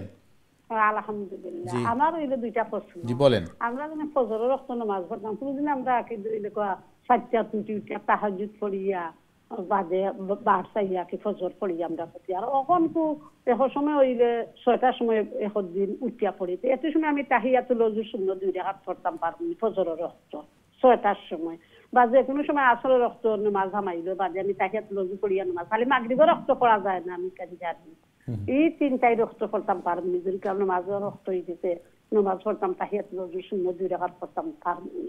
আচ্ছা বুঝতে পারছি আপনার প্রশ্ন, বুঝতে পারছি। আর একটা বলেন, 2 নম্বর প্রশ্ন বলেন। না সুন্নতের কথা হয়ে দিছি আমার আর মাথা ঠিক আছে আপনার ওখানে কইবে আমি যদি স্মরণ হইতে আচ্ছা ঠিক আছে না আচ্ছা জাযাকাল্লাহ খান। খুব গুরুত্বপূর্ণ প্রশ্ন হচ্ছে আমাদের নিয়মিত দর্শক এবং মুরব্বী মানুষ তায়াতুল উযু উনি কি এরকম ফজর শেষে সময় করে পড়তে পারবেন কি? যে আপনার পয়লা প্রশ্ন হইল যে তাহিয়াতুল ওযু আপনি ফজরের সময় বা আসরের সময় অন্য তো পড়তে পারবা কিনা? অবশ্যই পারবা। আপনি যখনই ওযু করবা তখন 2 রাকাত তাহিয়াতুল ওযু পড়তে পারবা, এরপরে আপনি ফজরের সুন্নত পড়বা, এরপরে ফরজ পড়বা। আর যেহেতু আপনি কইছেন 6টার সময় উঠেন, এখন প্রায় 7:30 পর্যন্ত ফজর ওয়াক্ত থাকে, সুতরাং আপনি তাহিয়াতুল ওযু পড়তে পারবা এবং তাহিয়াতুল ওযুর নামাজের ফজিলত অনেক বেশি। আল্লাহ আমরা বেশি বেশি করে তাহিয়াতুল ওযু, তাহিয়াতুল মসজিদ নফল পড়ার তৌফিক দান। খুবই গুরুত্বপূর্ণ। আমরা ধন্যবাদ সময় দর্শককে। আসলে এই তাহিয়াতুল ওযু, তাহিয়াতুল মসজিদের যে এই যে সুন্নাহগুলো আমাদের সমাজে স্পেশালি আমাদের কমিউনিটিতে রেয়ার। মানে আমরা এই আপনি যেটা বললেন যে এই সমস্ত নফলের যে আলাদা একটা মর্যাদা আছে, আমি এর আগে বলছিলেন যে বেলাল রাদিয়াল্লাহু আনহুর ঘটনা, যে কেন এই মর্যাদাটা, এবং সেটা বর্ণনা আমরা দিয়েছি, যদি একটু বলতেন আজকে। জি, আসলে বিষয় হচ্ছে আপনি আগে বলছিলেন যে এই দেশে বা আগে ছিল বা এখনো আছে, আপনি যদি মনে করেন ওভার ডিউটি করেন, ওভার ডিউটি করলে পয়সা বেশি দেয়। আমরা শুরু যে আলোচনা করছিলাম জি, ওভার ডিউটি করলে পয়সা বেশি দেয়। তো ঠিক এবার গতকালকে আমরা আলোচনা ছিল, এক ভাই প্রশ্ন করেছিলেন যে শুধু ফরজ পড়লে হবে কিনা। শুধু ফরজ পড়লে তো আপনার দায়িত্বটা শেষ করলেন। আপনি যখন নফল পড়বেন তখন আপনি ওভার ডিউটি, মানে আপনার লেভেলটা আপ করার জন্য, মর্যাদাকে বাড়ানোর জন্য যে চেষ্টা, এই সমস্ত নফল এবং সুন্নাহগুলো আমাদের অবশ্যই মানে আমাদের মর্যাদাটাকে আরো আপ করবে। তো আপনি যখন নফল পড়লেন তাইলে ওভার ডিউটি করলেন, তখন আপনি এক্সট্রা পেমেন্ট, ফজিলত বেশি পাবেন। একটি হচ্ছে যদি ফরজের মধ্যে কোনো ঘাটতি হয় এটাকে মেকআপ করবে, আর আল্লাহ মর্যাদা বাড়াবে। কারণ হাদিসের দৃষ্টিতে মানুষ নফলের কারণে মানুষ আল্লাহর নৈকট্য বেশি লাভ করে, কারণ ফরজটা তো আদায় করতেই হবে। আর তাহিয়াতুল ওযুর যেটি হাদিসের মধ্যে যেটি আসছে যে রাসূল করিম সাল্লাল্লাহু আলাইহি ওয়াসাল্লাম যখন মেরাজে গেছিলেন তখন তিনি জিবরিল আমিনের সাথে ছিলেন, ওই সময় তিনি পিছনে মানুষের জুতার আওয়াজ শুনছেন। আল্লাহ রসুল জিবরিল আমিনকে জিজ্ঞেস করেছেন যে এখানে তুমি আর আমি ছাড়া কেউ নাই, জুতার আওয়াজ আসে কোত্থেকে? তখন জিবরিল আমিন বলছেন, ইয়া রাসূলুল্লাহ, আপনি যখন আল্লাহর দাওয়াতে মেহমান হিসেবে আসছেন এখানে, এই সময় আপনার আশিক বেলাল হাবশী রাদিয়াল্লাহু তাআলা আনহু তিনি ওযু করে মসজিদে নববীতে ঢুকছেন, তার জুতার আওয়াজ এখানে আসছে। তো রাসূল করিম সাল্লাল্লাহু আলাইহি ওয়াসাল্লাম ফিরে এসে বেলাল হাবশীকে জিজ্ঞেস করলেন যে এমন কোন আমল করছো যে আমলের কারণে তোমার জুতার আওয়াজ আসমানের উপরে পৌঁছছে? তখন বেলাল হাবশী বললেন, ইয়া রাসূলুল্লাহ, ফরজ ওয়াজিব তো সবাই করে, আমিও করি, তো আমার মনে হয় মানে এটার কারণে নয়, তবে আমার একটা নিয়মিত অভ্যাস ছিল, আমি যখনই ওযু করতাম 2 রাকাত তাহিয়াতুল ওযুর নামাজ পড়তাম। মানে এত মর্যাদা তাইলে বোঝা গেল অনেক সময় নফলে আমরা গুরুত্ব দিই না, নফলে কিন্তু অনেক বেশি সওয়াব আছে এবং মর্যাদা আছে। জাযাকাল্লাহ খাইরান। আমাদের সময় ধন্যবাদ আছি। আসলে আপনাদের এই প্রশ্নগুলো করেন বলে আমরা যারা অনুষ্ঠান দেখি, নিয়মিত দেখি, তারা এখান থেকে ইন্সপায়ার্ড হবেন, যারা বেশি বেশি ইবাদত করার আমরা চেষ্টা করবো ইনশাআল্লাহ। আমাদের সবাই তৌফিক দান করুক। চলে যাচ্ছে আমাদের পরবর্তী দর্শকের কাছে ইনশাআল্লাহ। দেখি ক্যাসেল লাইনে সময় দর্শক, আসসালামু আলাইকুম, আপনার প্রশ্ন করুন প্লিজ। আসসালামু আলাইকুম। জি বলেন, আপনার প্রশ্ন কি বলেন? আমার প্রশ্ন হইল, আমি যারা নামাজ পড়তাম পারি না, চেয়ারও বইও যে নামাজ পড়ি, উয়াইয়ারে দেখাত পড়তাম পারি না, শহরিলা পালতাম পারি না। তো বইয়া নামাজ পড়লে নামাজের শুরু শুরু সজিদাটা খিলা করা, আপনারা যে আমারে দেখাইয়া দিতে বুঝতে পারছি নিয়মটা খিলাম। জি, সজিদাত গিয়ে সুবহানা রুকুত গিয়ে সুবহানা রাব্বিয়াল আযীম করিয়া আল্লে বাদে সামি আল্লাহু লিমান হামিদা, রাব্বানা লাকাল হামদু কইয়া দিতে বাদে যে সজিদাত যাইতাম। জি, সজিদাত গিয়ে সজিদাটা দেওয়া কোন নিয়মে? জি বুঝতে পারছি আপনার মাঝখানে বইয়া বাদে আরো বাদে সজিদাত যে যাইতাম, যে ওটা খিলা মুরব্বী আপনার প্রশ্ন আমরা বুঝতে পারছি। আপনি মুরব্বী মানুষ, আল্লাহ মাফ করুক, আপনার অসুস্থ মনে একটু, তো আপনি কষ্ট করে ফোন করছেন, আমরা আপনার প্রশ্ন বুঝতে পারছি। আপনি দয়া করে আপনি ফোন রেখে টিভিতে অনুষ্ঠান দেখতে থাকুন। আসলে মতো আমার জিনিসগুলো অনেকগুলো আসছে, যারা মাজুর, একটু অসুস্থ বা বয়স্ক, তাদের জন্য অনেক আল্লাহ ছাড় দিয়েছেন, যে যদি কেউ মাজুর হয় তার জন্য ইবাদতটাকে সহজ করে দিয়েছেন আল্লাহ। তো আমি বহুবার বলছেন যে আসলে ইবাদতগুলো আল্লাহ করছেন আমাদের কষ্ট দেওয়ার জন্য না, অবশ্যই আমাদের এই জন্য অনেক অনেক অনেক অনেক ফ্লেক্সিবিলিটি দেওয়া আছে, যে কিন্তু কসরের নামাজের একটা ফ্লেক্সিবিলিটি দেওয়া আছে। অসুস্থ হলে আপনি যদি দাঁড়িয়ে নামাজ না পড়তেন, বসে নামাজ পড়তে পারলে আপনি শুয়ে নামাজ পড়তে পারবেন, এবং আপনি যদি সেজদা বা রুকু সেজদা করতে না পারেন আপনি ইশারায় দিবেন। একটু যদি জানতে চাচ্ছেন আপনি দেখাবেন একটু প্লিজ দয়া করে। জি, আসলে খুব মানে সুন্দর এবং গুরুত্বপূর্ণ একটা প্রশ্ন আপনি আনছেন। তো প্রথম বিষয় হলো, আমি দেখাইলাম আপনারে বা আমরা কলার হলে যাতে আমরা প্রত্যেকেই সুন্না পদ্ধতি আমরা জানতে পারি।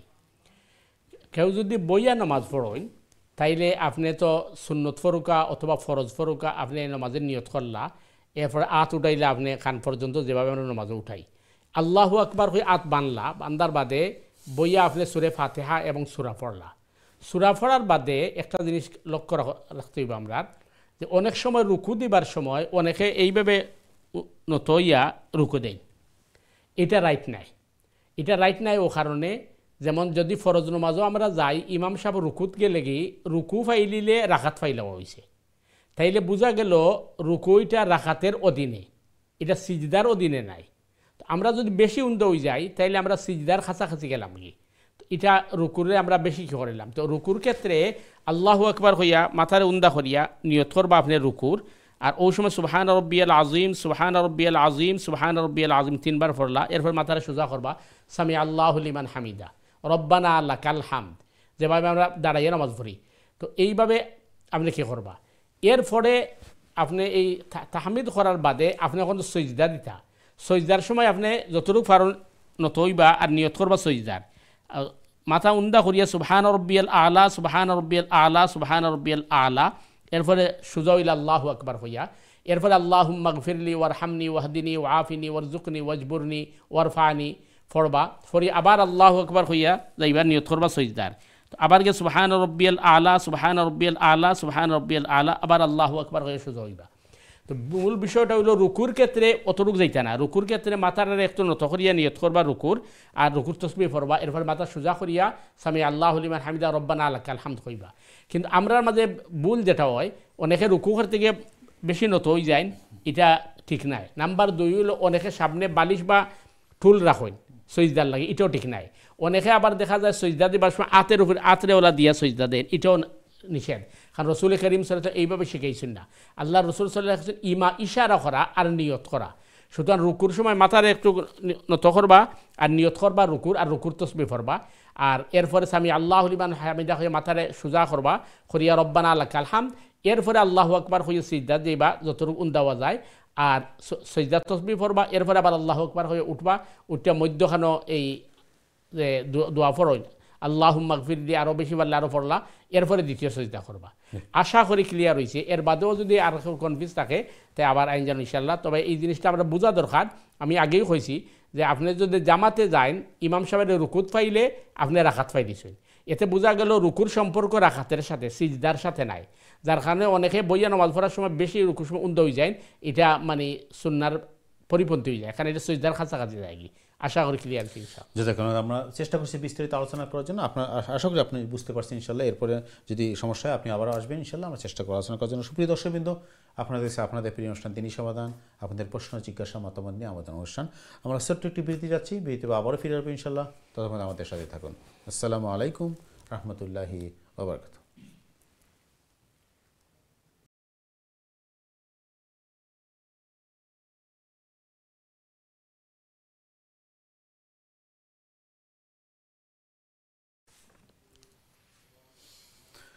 আসসালামু আলাইকুম রহমতুল্লাহি ওয়া বারাকাতুহু। দিন টিভির সময় দর্শকবৃন্দ, বিরতির পরে আবার আপনাদের স্বাগত জানাচ্ছি আপনাদের প্রিয় অনুষ্ঠান দিনী সমাধানে। যারা যেখান থেকে আমাদের অনুষ্ঠানে যোগদান করছেন আপনাদের স্বাগতম, মোবারকবাদ। প্রিয় দর্শকবৃন্দ, আজকে আমাদের অনুষ্ঠানে উপস্থিত হয়েছেন আমাদের প্রিয় মেহমান, আমাদের নিয়মিত মেহমান ইমামান খতিব মোহতারাম মুফতি হাসান চৌধুরী সাহেব। আজকে গুরুত্বপূর্ণ আলোচনা এবং আপনাদের প্রশ্নে জবাব দেওয়ার জন্য মোহতারাম, আমরা আসলে একটু আমাদের দর্শকদের প্রশ্ন দেওয়া দরকার, পাশাপাশি আমাদের আলোচনা না করলে নয়, কিছু আলোচনা আমরা শেষ করতে পারিনি। আমরা শুরুতে যে আলোচনা শুরু করছিলাম শিরকের ব্যাপারে, আমরা একটু আলোচনা করতে পারছি। পাশাপাশি একটা জিনিস আমাদের দরকার, আপনি যে আমাদের সময় দর্শকের যে প্রশ্নের ব্যাপারে আমাদের হুকুকুল ইবাদতটা আসলে খুব একটা জরুরি জিনিস আমাদের জানা দরকার। আমাদের অনেকেরই এই জিনিসটার সম্বন্ধে কনসেপশনটা ক্লিয়ার না, যে হুকুকুল ইবাদতটা কী এবং এটা কেন এত জরুরি। যে আমরা যদি আমাদের প্রাতিষ্ঠানিক সব ইবাদতগুলো করি কিন্তু আমাদেরকে হুকুক ইবাদতটা নষ্ট করি, তাহলে কিন্তু আমাদের এই যে ইবাদতগুলো কাজে আসবে না। এবং আলটিমেটলি আপনি বহু একটা এক্সাম্পল দিয়েছিলেন যে হয়তো আমি পাহাড় পর আমাদের সব নিয়ে গেলাম, পাহাড় পর ইবাদত নিয়ে গেলাম, কিন্তু ওই জাজমেন্ট দিনে দেখবেন যে সব দিতে দেখবেন নিচে শূন্য হয়ে সব কিছু, নিজের জন্য কিছু নাই। একটু যে আমাদের জানাতেন প্লিজ। দেখেন, প্রথম জিনিস হচ্ছে যে আল্লাহ সুবহানাহু তাআলা বলছেন যে আমি কারোর প্রতি জুলুম করব না। এখন আল্লাহ সুবহানাহু তাআলা গুনাহ করলে বান্দার আল্লাহ ইচ্ছা করলে মাফ করে দিবেন। এবং আল্লাহ বলছেন যে তোমার গুনাহ যদি আসমান পর্যন্ত হয় আমার রহমত এর চেয়ে প্রশস্ত। কিন্তু আরেকজনের সম্পদ আপনি গ্রাস করেছেন অথবা আরেকজন হক নষ্ট করেছেন, আল্লাহ যদি এটা ক্ষমা করে দেন সেটা এটা ইনসাফ হয় না। কারণ আল্লাহ বলছেন হুকুকুল ইবাদ আমি ক্ষমা করবো না। জুলুমের কথাটা বললেন মহতরম, একটা জিনিস আমি আসলে যে জুলুম করলে যে তার মানে শাস্তিটা এই দুনিয়ায় যে হয়, কিন্তু আমাদের ছোট্ট জিন্দিগিতে কিন্তু আমরা কিছু দেখি এবং চোখের সামনে ঘটতেছে এবং দেখতেছি। মতো আমরা ফিরে আসবো আলোচনায়, খুবই গুরুত্বপূর্ণ জিনিস আমাদের জানা দরকার আসলে কেন জুলুম আল্লাহ এত কঠোর জুলুমের ব্যাপারে এবং এই যে হুকুকুল ইবাদতের ব্যাপারে কেন এত গুরুত্ব দেওয়া হয়েছে। আমরা আলোচনা ফিরে আসবো, তার একটা প্রশ্ন নিয়ে আসি চলে আসছে আমাদের সময় দর্শক আছে দেখে আসা লাইনে। সময় দর্শক আসসালামু আলাইকুম, আপনার প্রশ্ন করুন প্লিজ। আসসালামু আলাইকুম, আমি রিভার করছি। জি কোকা, জি প্রশ্ন কোকা। নাই ওই যে তাহাজ্জুদের নামাজ বুঝছি, তাহাজ্জুদের নামাজ জি সুন্নত পড়ি না নফল পড়ি, আমি সুন্নত পড়ি তো ওই বন্ধু কান্তা। আচ্ছা সুন্নত না নফল কান্তা কইবা। জি বুঝতে পারছি, খুবই গুরুত্বপূর্ণ জিনিস। আসসালামু আলাইকুম। ওয়ালাইকুম আসসালাম। জি মহতরম, আমাদের এই আলোচনাগুলো অনেকবারই আসে, স্পেশালি আমাদের যে মুরব্বীরা প্রশ্ন করে কনফিউজড যে আমাদের নিয়তের উপরে যেমন আমরা কনফিউজড নিয়তে কি পড়বো না নিয়তটা করব, সেরকম সুন্নত নফলের মধ্যে কনফিউশন যে নামাজের যখন পড়তে হবে কিনা, সুন্নত পড়তেছি না নফল পড়তেছি না ফরজ পড়তেছি, আমরা কীভাবে পড়বো একটু যদি। যে আপনি যেটা কইছেন যে তাহাজ্জুদের নামাজ যখন পড়ি তখন সুন্নত হইয়া পড়েন ওইব ওটা এটা সুন্নত, কারণ রাসূল কারীম সাল্লাল্লাহু আলাইহি ওয়াসাল্লাম যা করছেন ওটাই সুন্নত। সুতরাং আপনি সুন্নত হইয়া পড়লে নামাজ হইব এবং কোনো অসুবিধা নাই। আল্লাহ আমরা তাহাজ্জুদ পড়ার তৌফিক দান করুন। আমিন, জাযাকাল্লাহ। এখন চলে যাচ্ছি আমাদের পরবর্তী দর্শক আছে দেখি কে আসা লাইনে। সময় দর্শক আসসালামু আলাইকুম, আপনার প্রশ্ন করুন প্লিজ। ওয়ালাইকুম আসসালাম। আমার নামাজের বইয়া নামাজ পড়ার নিয়ম খান যেন দেখাইয়া দিচ্ছেন আল্লাহ আপনার আরো ভালাই হোক, আমিন আমিন, আরো নেক আমল আরো বাড়াইয়া দেখ, আমিন আমিন। আমি আমার বয়স 80 উপরে আছে, আমি ওখান থেকে বালাই দিয়া জানতাম পারছিলাম না, এটা কি মানে জানি আমার জানতে বড় খুশি হয়েছে। আল্লাহ আপনার আরো সুস্থ দান করে, আপনি আমাদের জন্য দোয়া করবেন মুরব্বী মানুষ।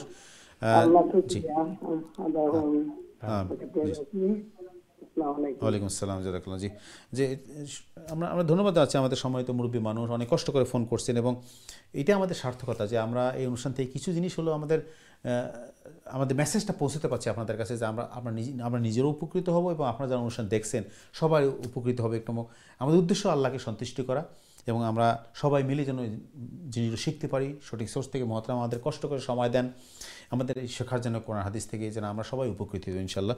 জাযাকাল্লাহ। মহতরম আপনাকে আবার ধন্যবাদ শুকরিয়া আদায় করছি যে আপনি এই জিনিসগুলো শেখাচ্ছেন না, আমরা জানতে পারতেছি, অনেকেই আমরা এই জিনিসগুলো জানি না।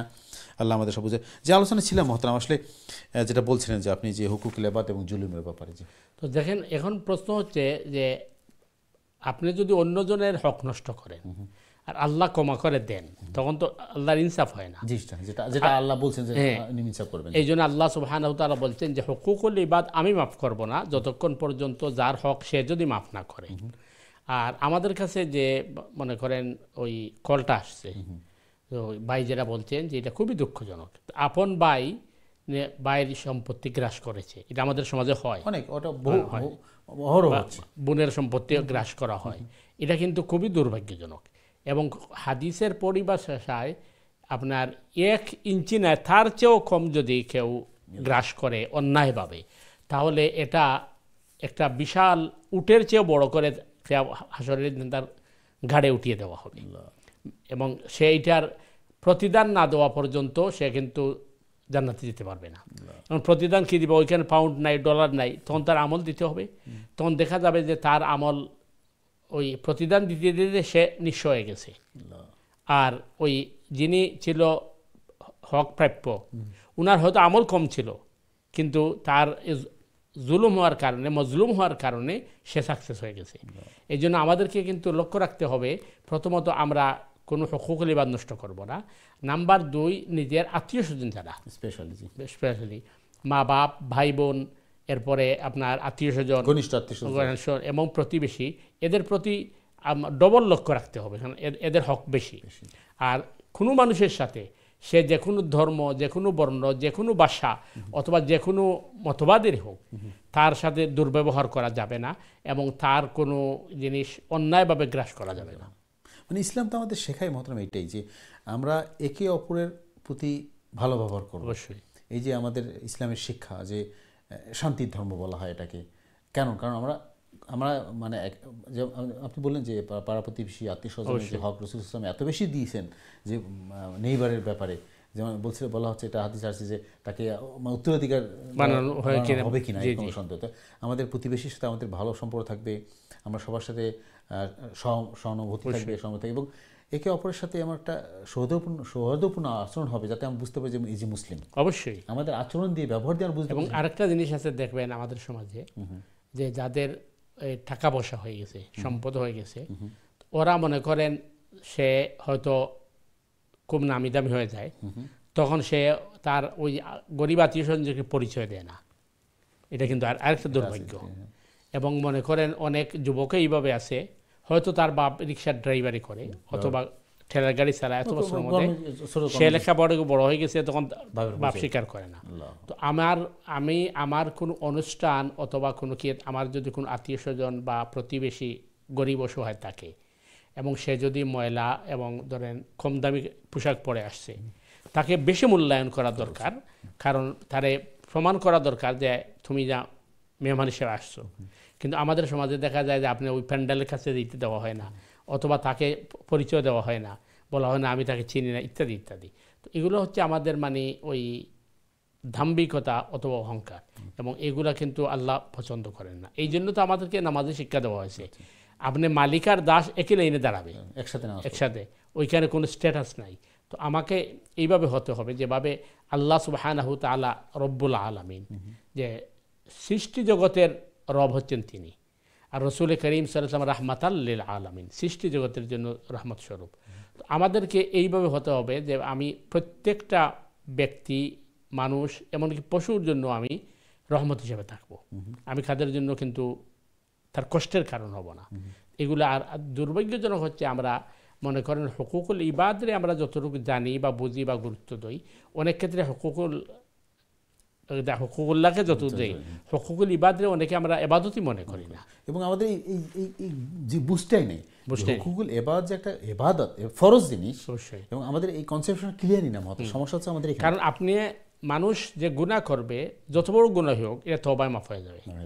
কিন্তু হুকুকুল ইবাদ শুধু মুখ দিয়ে তওবা করলে হবে না, যার হক নষ্ট করে তার হকটাকে আগে আদায় করতে হবে। এই জিনিসটা আমরা জিজ্ঞাসা করতাম, যারা আপনি দেখে বললেন, প্রিয় দর্শক কিন্তু অবশ্যই আপনারা আমাদেরকে ফলো করছেন, আমাদের সমাজে, আমাদের কমিউনিটিতে হুকুকুল ইবাদতের ব্যাপারে মানে আমরা সচেতন না। এবং আপনি যে কথা বললেন যে অন্যান্য গুনাহ তওবা করলে আল্লাহ মাফ করবেন, আল্লাহ দয়া বশে মাফ করে দিতে পারবেন, কিন্তু হুকুকুল ইবাদের যে মানে গুনাহটা, যে আপনার অন্যায় যেটা করব বা জুলুম করব, যে হক নষ্ট করলাম, এটা কিন্তু আল্লাহ ততক্ষণ পর্যন্ত মাফ করবে না যতক্ষণ ওই যে ব্যক্তির হক নষ্ট করছে, যে ব্যক্তিকে জুলুম করা হয়েছে, যে ব্যক্তিকে কষ্ট দেওয়া হয়েছে, সে যদি মাফ না করে। এবং মোতাবেক একটা জিনিস আমি শুনছিলাম, আপনি একটু বলবেন আমাকে, যে অনেকে বলেন যে হ্যাঁ ঠিক আছে, আমার সাথে এই হক, আমাকে এই জুলুম করা হয়েছে, আমাকে অন্যায় করছে, আমি মাফ করলাম, কিন্তু আল্লাহ মাফ করবে কিনা সেটা আল্লাহর ব্যাপার। এই কথাটা কতটুকু আমি কি বুঝতে পারছি জিনিসটা? ফর এক্সাম্পল, আমি একটা অন্যায় করলাম আপনার সাথে, আপনি বললেন ঠিক আছে আমি মাফ করলাম, কিন্তু আল্লাহ তো বিচার করবে, এই কথাটা কতটুকু? না, প্রথম বিষয় হচ্ছে আমি মাফ করার পরে আল্লাহ মাফ করে কিনা আমি জানি না, এই কথাটা সঠিক নাই। বোঝা গেল আসলে আমি অন্তর থেকে মাফ করি নাই। আচ্ছা আচ্ছা আচ্ছা, এটা আর একটা দুঃখা। আমি যদি অন্তর থেকে মাফ করে দেই, তাইলে আল্লাহ তো আমার চেয়ে ক্ষমাশীল, এই প্রশ্নই আসে না। তো যখন বলবে আমি তো মাফ করে দিলাম, কিন্তু আল্লাহ মাফ করবে কিনা আমি জানি না, এটা কিন্তু মারাত্মক অন্যায়। আল্লাহ সুবহানাহু তাআলা বলছেন যে আমি কারো প্রতি কিঞ্চিত পরিমাণ জুলুম করব না।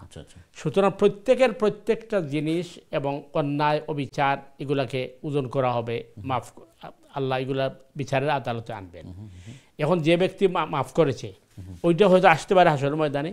তো আল্লাহ যদি ওই সময় জিজ্ঞেস করেন যে তুমি এই ক্ষমা করেছো কিনা, সে যদি বলে আল্লাহ আমি তো ক্ষমা করছি, আপনি করবেন কিনা, এটা কিন্তু কথা হলো, এটা হলো আরেকটা প্রতারণা। আমি যদি কাউকে দিল থেকে মাফ করে দেই, তাইলে তো আল্লাহ অবশ্যই মাফ করবেন। আর কারণ আল্লাহ সবচেয়ে বড় গফুরুর রহিম। আর আমি যদি মুখ দিয়ে বলি কিন্তু অন্তর দিয়ে না থাকে তাহলে আল্লাহ তো ভালো জানেন, আল্লাহ আলিমুল গায়ব। সুতরাং এগুলা আরেকটা ধোঁকা বা প্রতারণা। তবে হ্যাঁ, এটি হতে পারে অনেকে মনে করে যে আমার প্রতি অন্যায় করা হয়েছে, জুলুম করা হয়েছে, আমি যে ক্ষমা করে দিলাম আমি তো ঠকে গেলাম, এটা ভুল ধারণা। কারণ আমি যদি তাকে মাফ করে দেই দিল থেকে, আমার মর্যাদা আল্লাহ বাড়িয়ে দিবেন। মানে আমি যে মানে একটা নিজের দয়া দেখালাম, আল্লাহ তো পছন্দ করেন এটা, যদি মাফ করে দেয়, ক্ষমা করে দেয়, এর জন্য যে রিওয়ার্ডটা আল্লাহ আমাকে দিবেন। অবশ্যই জাযাকাল্লাহ খাইরান। খুবই সুন্দর জিনিস আমরা জানতে পারলাম। প্রিয় দর্শকবৃন্দ, আসলে যেটা আমরা এই জন্য বারবার বলছি যে আমাদের এই একটু আলোচনা করা দরকার, পড়াশোনা করা দরকার, জানা দরকার ইসলাম কি বলে, এবং হুকুকুল ইবাদের ব্যাপারে আমাদের খুবই একটা অনীহা আছে এবং ধারণাটা স্পষ্ট না। আমরা দেখবেন যে অনেকেই আমাদের, যেটা আজকে আমার সময় দর্শক প্রশ্ন করলেন, নিজে আত্মীয় স্বজন ভাই বোনের সাথে প্রতারণা করতেছি, পাড়া প্রতিবেশীর সাথে প্রতারণা করতেছি, জুলুম করতেছি, অন্যের হক নষ্ট করতেছি, অন্যের সম্পদ গ্রাস করতেছি এবং অন্যকে কষ্ট দিচ্ছি। দেখেন, একটা হচ্ছে আমাদের না জানা। অনেকে মনে করে নামাজ ইবাদত, কিন্তু ওই বাকিগুলো ইবাদত নয়। এই সমস্যাটা এখানে মতাম যে আমরা শুধু এই যে প্রাতিষ্ঠানিক যে আছে আমাদের নামাজ, রোজা, হজ, যাকাত, এগুলো কি আমরা ইবাদত মনে করি? এটা হচ্ছে একটা। আরেকটি হচ্ছে জানা আছে কিন্তু সে মনে করে যেভাবেই পারি আমি আমার জীবন পরিচালনা করি আর মরার আগে তওবা করে চলে যাব। কিন্তু এই তওবা আল্লাহ মাফ করবেন না। যে আপনি বলছেন হুকুকুল ইবাদ নষ্ট করছেন, আত্মীয় স্বজন অথবা মানুষের সাথে আমি দুর্ব্যবহার করেছি, অথবা ক্ষমতা পাওয়ার পরে জনগণের সম্পদ লুট করছি, সম্পদকে আমি নষ্ট করছি, এগুলো তো তওবায় মাফ হবে না। এগুলো যে তওবায় মাফ হইতো তাহলে ফেরাউন তো কলিমা পড়ছিল আপনার কিয়েতে, ওই ভূমধ্য সাগরও পড়ে, তো আল্লাহ তওবা কবুল করেন নাই। তো এই জন্য আমাদেরকে আসলে মানুষকে ক্ষমা করতে হবে। এবং কোরআন বলছে যে তোমরা খুযিল আফু ওয়া আমুর বিল উরফ, তোমরা ক্ষমাকে তোমাদের অভ্যাস বানাও আর ভালো ভালো জিনিস প্রচার করো। আর আল্লাহ রসুল সাল্লাল্লাহু আলাইহি ওয়াসাল্লাম এত অত্যাচার, অবিচার, বাড়ি ছাড়ছেন, ঘর ছাড়ছেন, নিজ জন্মস্থান ছেড়েছেন। এরপরে ফাতে মাক্কার দিন, তখন কিন্তু কুরাইশরা মনে করছিল যে আজকে মুহাম্মদ সাল্লাল্লাহু আলাইহি ওয়াসাল্লাম কসুকাটা করবে। আল্লাহ রসুল সাল্লাল্লাহু আলাইহি ওয়াসাল্লাম বলছেন যে ইউসুফ আলাইহিস সালাম তার বাড়ির সাথে যে ব্যবহার করেছে আমি তা করব, লা তাসরিবা আলাইকুমুল ইয়াউম, সারা মক্কাবাসী সাধারণ ক্ষমা ঘোষণা করলাম। একই অবস্থা ইউসুফ আলাইহিস সালাম করেছেন, যে ইউসুফ আলাইহিস সালামের সামনে যখন ভাইয়েরা দাঁড়াইছে, প্রথম তো তারা চিনে নেই ইউসুফ আলাইহিস সালামকে, কারণ এটা ধারণার বাইরে। খুবই ছাড়ছিলাম, ছোট বাচ্চা, গোলাম বানিয়ে বিক্রি করছি, এরপরে ও আসে না মরছে তাই জানি না, মিশরের ক্ষমতায় আসবে কিভাবে। যখন ইউসুফ আলাইহিস সালাম তাদেরকে বলছেন যে তোমরা ওই ইউসুফ এবং তার ভাইয়ের সাথে কি ব্যবহার করছে তোমাদের কি মনে আছে, জিজ্ঞেস করছেন, তখন তারা বলছে কালু আইন্নাকা লাআনতা ইউসুফ, হাই আফসোস তুমি কি ইউসুফ? ইউসুফ আলাইহিস সালাম বলে হ্যাঁ আমি ইউসুফ। তখন তারা চিন্তা করছে যে আমরা ওই আমাদের পায়ের নিচে আমরা যে দাঁড়িয়েছি সামনে ইউসুফ, তার মাথার উপর রাজমুকুট, পায়ের নিচে মিশরের মাটি, আজকে আমাদের খোঁজকাটা করবে। ইউসুফ আলাইহিস সালাম বললেন প্রতিশোধ নেওয়া তো দূরের কথা, পিছনের বিষয় দিয়ে তোমাদেরকে কুটাও দিব না। ইনশাআল্লাহ আমরা চেষ্টা করবো একটু আলোচনা করার, যদি সময় থাকে চলে যাচ্ছে। আমাদের সময় দর্শক আছে, তো এগিয়ে আছে লাইনে। সময় দর্শক, আসসালামু আলাইকুম, আপনার প্রশ্ন করুন প্লিজ। জি আসসালামু আলাইকুম। ওয়ালাইকুম আসসালাম ওয়া রাহমাতুল্লাহ। ফোন নম্বরটা স্যার প্লিজ, আমার খুব বিশেষ দরকার। আচ্ছা, আপনি লাইনে থাকেন, আমরা কন্ট্রোল রুমকে বলবো মহতারামের ফোন নাম্বার আপনার দেওয়ার জন্য। ধন্যবাদ। জাযাকাল্লাহ খাইরান। সম্মানিত দর্শকবৃন্দ, আপনারা দেখছেন আপনাদের প্রিয় অনুষ্ঠান, আপনাদের প্রশ্ন জিজ্ঞাসা মতামত নিয়ে আমাদের অনুষ্ঠান। আপনারা দেখেন আমরা খুব অল্প সময় চেষ্টা করি আমাদের মহতামের কাছে কিছু জিনিস শেখার জন্য, কোরআন হাদিস থেকে আলোচনা করার জন্য, যাতে আমরা আমাদের জীবনকে সুন্দর করতে পারি। যে জিনিসগুলো আমাদের যে মুসলিম হিসাবে জানা দরকার, জরুরি, আমাদের জীবনকে সুন্দর করার জন্য, আল্লাহ প্রিয় বান্দা হওয়ার জন্য, এবং আমাদের ইবাদত যেগুলো করি সেই ইবাদতগুলো আমরা সঠিকভাবে করতে পারি, সেটা আমাদের প্রত্যাশা। আপনারা এই ব্যাপারে প্রশ্ন করবেন, মতামত দেবেন, আপনাদের কোনো জিজ্ঞাসা থাকলে আপনারা জানতে চাবেন, ইনশাল্লাহ আমরা চেষ্টা করব স্বল্প সময় আমাদের সময় খুব বেশি নাই, আমরা একটু যাব। আমরা যদি হুকুক লেবারটা শেষ করতে পারবো না, জুলুমের ব্যাপারে একটা আলোচনা ছিল, তার আগে একটু কসমের ব্যাপারে একটা আলোচনা। আমার আজকে প্রশ্ন আসছে যে আসলে কসম জিনিসটা কী। আপনি বললেন যে শুধুমাত্র আল্লাহ নামে কসম করা যাবে, অন্য কোনো জিনিস নামে কসম করা যাবে, এবং আল্লাহ নামে কসম করলে যেটা না, একটু যদি বলতেন কসম জিনিসটা। এবং আমরা অহরই যে আল্লাহ নামে কসম করি বা অন্য কোনো জিনিস নামে কসম করি, এটা কি ঠিক কিনা বা কতটুকু করা যুক্তি একটু জানেন? প্রথম বিষয় হচ্ছে যে বুঝতে হবে কসম যেটা, এটা ইবাদত নয়, এটার মধ্যে কোনো ফজিলত নাই, এই জন্য কসম না করা ভালো। কিন্তু অনেক সময় হয় কি আমরা ওই যে রাগান্বিত হলে বা অভ্যাসগতভাবে আমরা কসম করে ফেলি। অনেক দেখবেন আপনার ওই মাথা পিতা বলেন আল্লাহর কসম করলাম তোমাকে আর ঘরে ঢুকতে দিব না, ইত্যাদি ইত্যাদি। তো এগুলা কিন্তু ইবাদত নয়। তবে কসমের মাসআলা হচ্ছে যে আল্লাহ ছাড়া অন্য কারো নামে কসম খাওয়া এটা শিরিক। গাছের কসম করা, সূর্যের কসম করা, নিজের, অনেকে বলে না যে আমি আমার জীবনের কসম খাই না, এগুলো জায়েজ নয়। আর কসম যদি কেউ কসমের নিয়তেই খায় আর এটা পূর্ণ না করে তাহলে তাকে কি করতে হবে? কাফারা দিতে হবে। কারণ মনে করে বলছে যে তোমাকে আর ঘরে উঠাইব না, আল্লাহর কসম করলাম, এরপরে গড়ে উঠাইছে, তাই কাফারা দিতে হবে। কাফার হলে 10 জন মিসকিনকে খাদ্য দিতে হবে, আর অথবা গুলামাজাত করতে হবে। আবার কসমের মধ্যে আরেকটা, যদি গয়রুল্লাহর নামে কসম খায় তাই এটা না যায়, এটার জন্য তওবা করতে হবে, এটার জন্য কোনো কাফারা নাই। আর আরেকটা হচ্ছে যে এমনিই সে কসম খাইছে, নিয়ত ছিল না, আচ্ছা আচ্ছা, কথা কসম খাইছে, নিয়ত ছিল না। তো এটার ব্যাপারে আল্লাহ সুবহানাহু ওয়া তাআলা বলছেন আল্লাহ তোমাদের ধরবেন না। তবে এই অভ্যাস বানানো ঠিক নয়, এটার কাফারাও নাই, এবং এটা কি না, এখানে এটা একটা ভ্যালুলেস কসম। এটা আমরা কথার মধ্যে অনেক সময় কথার মধ্যে বলে থাকি, জাস্ট এটা অভ্যাস করে ফেলছি, সাধারণ ব্যাপার। জি জি। আচ্ছা, আরেকটা হইলো আরব দেশের মানুষ কথায় কথায় বলে ওয়াল্লাহ বিল্লাহ তাল্লাহ, এই জিনিসটা আমি জানি। তো ওয়াল্লাহ মানে আল্লাহর কসম, বিল্লাহ মানে আল্লাহর নামের সাথে কসম, তাল্লাহ মানে আল্লাহর কসম।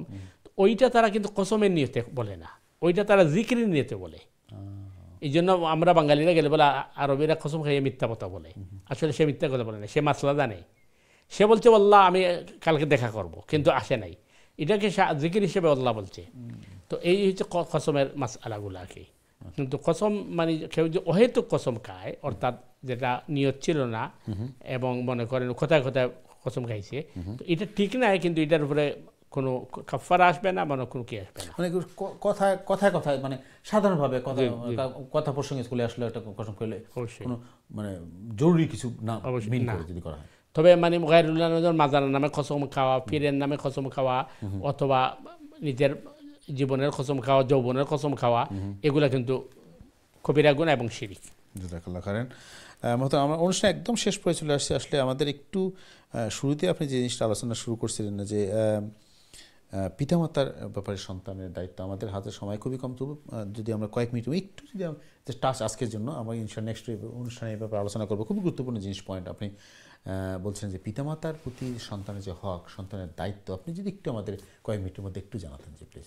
যেমন প্রথম বিষয় হচ্ছে যে কোরআনে কারিমে আল্লাহ সুবহানাহু, আজকে তো আমরা যেটা সূরা লুকমানে পাইছি যে আল্লাহ বলছেন মাতা পিতা যদি মুশরিক হয়, মুমিন না হয়, তাহলেও তুমি তাদের অনুগত থাকতে হবে। তবে তাদের কথা মতো শিরিক করা যাবে না এবং গুনার কাজ করা যাবে না, কিন্তু তাদের সাথে দুর্ব্যবহার করা যাবে না।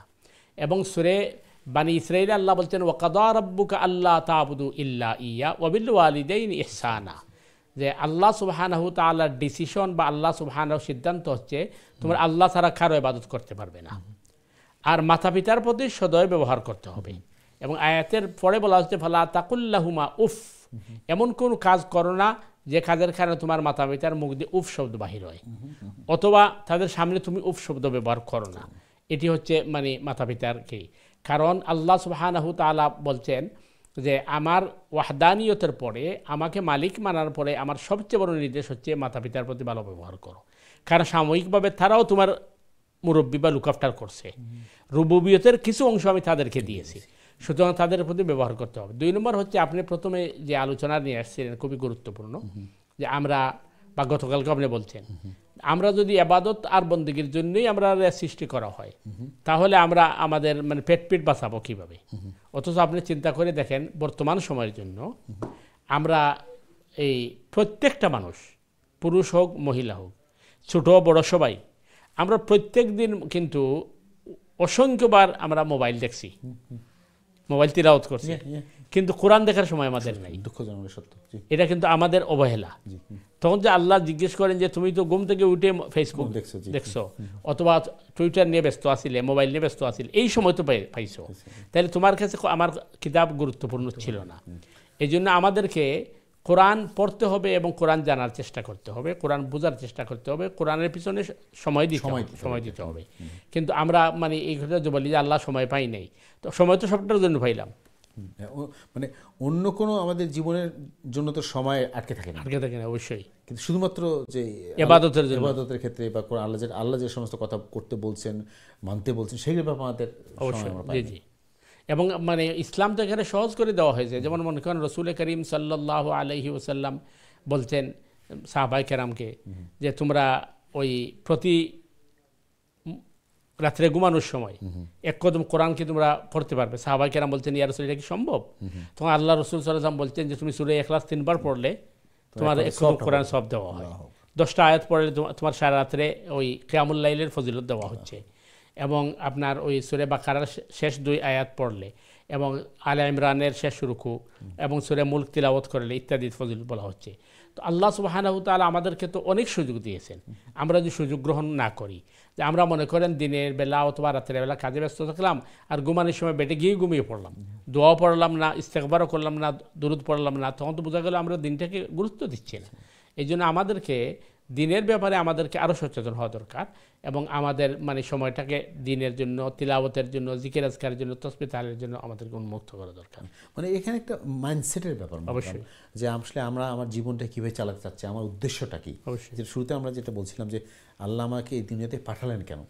আমি কি শুধু আমার দুনিয়া নিয়ে ব্যস্ত থাকবো, আমার জীবন নিয়ে ব্যস্ত থাকবো, না আমার পরকালে আসলে এটা আপনি বলছিলেন আগে যে এরকম এটা আসলে আমাদের একটা হলিডের মতো অবশ্যই, যে আমরা বেড়াতে আসছি। কিন্তু আমরা এটাকেই যদি আমরা স্থায়ী মনে করি, হলিডে থেকে স্থায়ী থাকে না। তা আমরা আসছি কিছুদিন এবং কেউ থাকছেও না। তো আমরা জানি যে আমরা চলে যেতে হবে, কিন্তু চলে যাওয়ার যেখানে যাবো সেখানে যাওয়ার জন্য প্রস্তুতিটা কতটুকু আমার, আমি কিসের জন্য রেডি আছি কিনা। এই জন্য তো আপনি বারবার বলেন যে আমাদের একটু পড়াশোনা করা দরকার, অবশ্যই একটু ফিকির করা থাকে এই জন্য যে আসলে আমি কি আমার জীবনটাকে সুন্দরভাবে চালাতে পারছি কিনা, বা এই প্রস্তুতিটা আমার আছে কিনা। যেটা আপনি বললেন আজকে এই যে এই হুকুকুল ইবাদতের ব্যাপারে আমরা অহরহই মানুষকে কষ্ট দিচ্ছি, অযথা মানুষের কাজে ইন্টারফেয়ার করতেছি, যেটা আমার কনসার্ন না। আমি তো একটা হাদিসের আগে পড়ছিলাম, আপনাকে বলছিলাম যে রাসূল সাল্লাল্লাহু আলাইহি ওয়াসাল্লাম বলছেন তুমি যদি তোমার ইসলামকে উপরে নিতে চাও, ইসলামের তোমার অবস্থানটাকে ভালো করতে চাও, সো তোমার যেটা কনসার্ন না, ডোন্ট ইন্টারফেয়ার দ্যাট। তোমার সাথে যেটা বেনিফিট দিবে না তোমাকে, তুমি সেটা ইন্টারফেয়ার করো না, তোমাকে সেই জায়গায় যাওয়ার দরকার নেই তোমার। যেমন মনে করেন আমরা লোকমান হাকিম নিয়ে আলোচনা করছি, লোকমান হাকিমকে নাকি জিজ্ঞেস করা হয়েছিল যে আপনি এত মর্যাদাবান কীভাবে হলেন বা এত জ্ঞানের অধিকারী কীভাবে হলেন। তিনি বলছেন যে প্রথমত আমি তাকদীরের উপর ঈমান রাখছি, নাম্বার 2 হচ্ছে আমি চুপ থাকছি, বেশি কথা কম বলছি, আর বাকি আল্লাহর জিকির আজকার করছি। তো বুদ্ধিমান লোক যারা কালকে আলোচনা করছে উইজডম নিয়ে, আপনি ইয়া নিয়ে, যে যারা বুদ্ধিমান তারা কথা কম বলে, যেখানে বলার দরকার সেখানে বলবে, যেখানে বলার দরকার চুপ থাকবে। অবশ্যই। তো আমরা একদম শেষ পর্যায়ে চলে আসছি প্রিয় দর্শকবৃন্দ। আজকের দুঃখজনক আমরা আজকে আর প্রশ্ন নিতে পারবো না। আপনাদের সবাইকে ধন্যবাদ জানাচ্ছি যারা শুরু থেকে অনুষ্ঠান দেখছেন, প্রশ্ন করছেন, মতামত দিয়েছেন। আপনাদের সবাইকে আমন্ত্রণ জানাচ্ছি আগামী অনুষ্ঠান দেখার জন্য। যারা নিজে অনুষ্ঠান দেখবেন, আত্মীয় বন্ধু বান্ধব সবাইকে দাওয়াত দিবেন। জাস্ট 30 সেকেন্ডের মহতরমের শেষ বক্তব্য নেব প্লিজ। জাযাকাল্লাহ খাইর। বারাকাল্লাহু ফিক। আসসালামু আলাইকুম ওয়া রাহমাতুল্লাহি ওয়া বারাকাতুহু। সম্মানিত দর্শক ভিউয়ার ভাই বোনেরা, আমরা চেষ্টা করেছি যতটুকু পারি সঠিক কথা বলতে, এবং আমাদের অনেক কলার বলছেন যে তারা এ ব্যাপারে আমাদেরকে ধন্যবাদ জানিয়েছেন। আমরাও আপনাদের শুকরিয়া আদায় করছি। আল্লাহ সুবহানাহু ওয়া তাআলা আমাদের প্রত্যেককে তৌফিক দান করুক যাতে আমরা কল্যাণকর কাজ এবং কথাবার্তা বলতে পারি, এবং আমাদের কথাবার্তা কাজের মাধ্যমে যাতে প্রত্যেক মানুষই দিন এবং আখিরাতকে উজ্জ্বল করতে পারে, এবং ইবাদতকে আমরা রাসূল করিম সাল্লাল্লাহু আলাইহি ওয়াসাল্লাম সুন্নাহ অনুযায়ী করতে পারি। আল্লাহ সুবহানাহু ওয়া তাআলা আমাদেরকে তৌফিক দান করুক। সুবহানাকাল্লাহুম্মা বিহামদিকা আশহাদু আল্লা ইলাহা ইল্লা আনতা আস্তাগফিরুকা ওয়া আতুবু ইলাইক। আসসালামু আলাইকুম ওয়া রাহমাতুল্লাহি ওয়া বারাকাতুহু। ওয়া আলাইকুম আসসালাম। জাযাকাল্লাহু খাইরান। মুহতারাম, যাওয়ার আগে আপনাকে শুকরিয়া আদায় করছি, আপনাকে ধন্যবাদ দিচ্ছি অন্তর থেকে আপনি এই গুরুত্বপূর্ণ সময় আমাদের দেওয়ার জন্য, এবং আপনাদের কাছ থেকে আমরা প্রতিদিনই অনেক জানছি ইনশাআল্লাহ। আল্লাহ আমাদের সবাইকে যা দেখা দান করুক। সুপ্রিয় দর্শকবৃন্দ, আজকে আমরা বিদায় নেব। বিদায়ের আগে যেটা আমরা বলি, আল্লাহ আমাদের সবাই সুস্থ রাখুন, সহি সালামত রাখুন, দিনের পথে রাখুন। এই প্রত্যাশায় আজকের মধ্যে বিদায়। আসসালামু আলাইকুম রাহমাতুল্লাহি ওয়া বারাকাতুহু।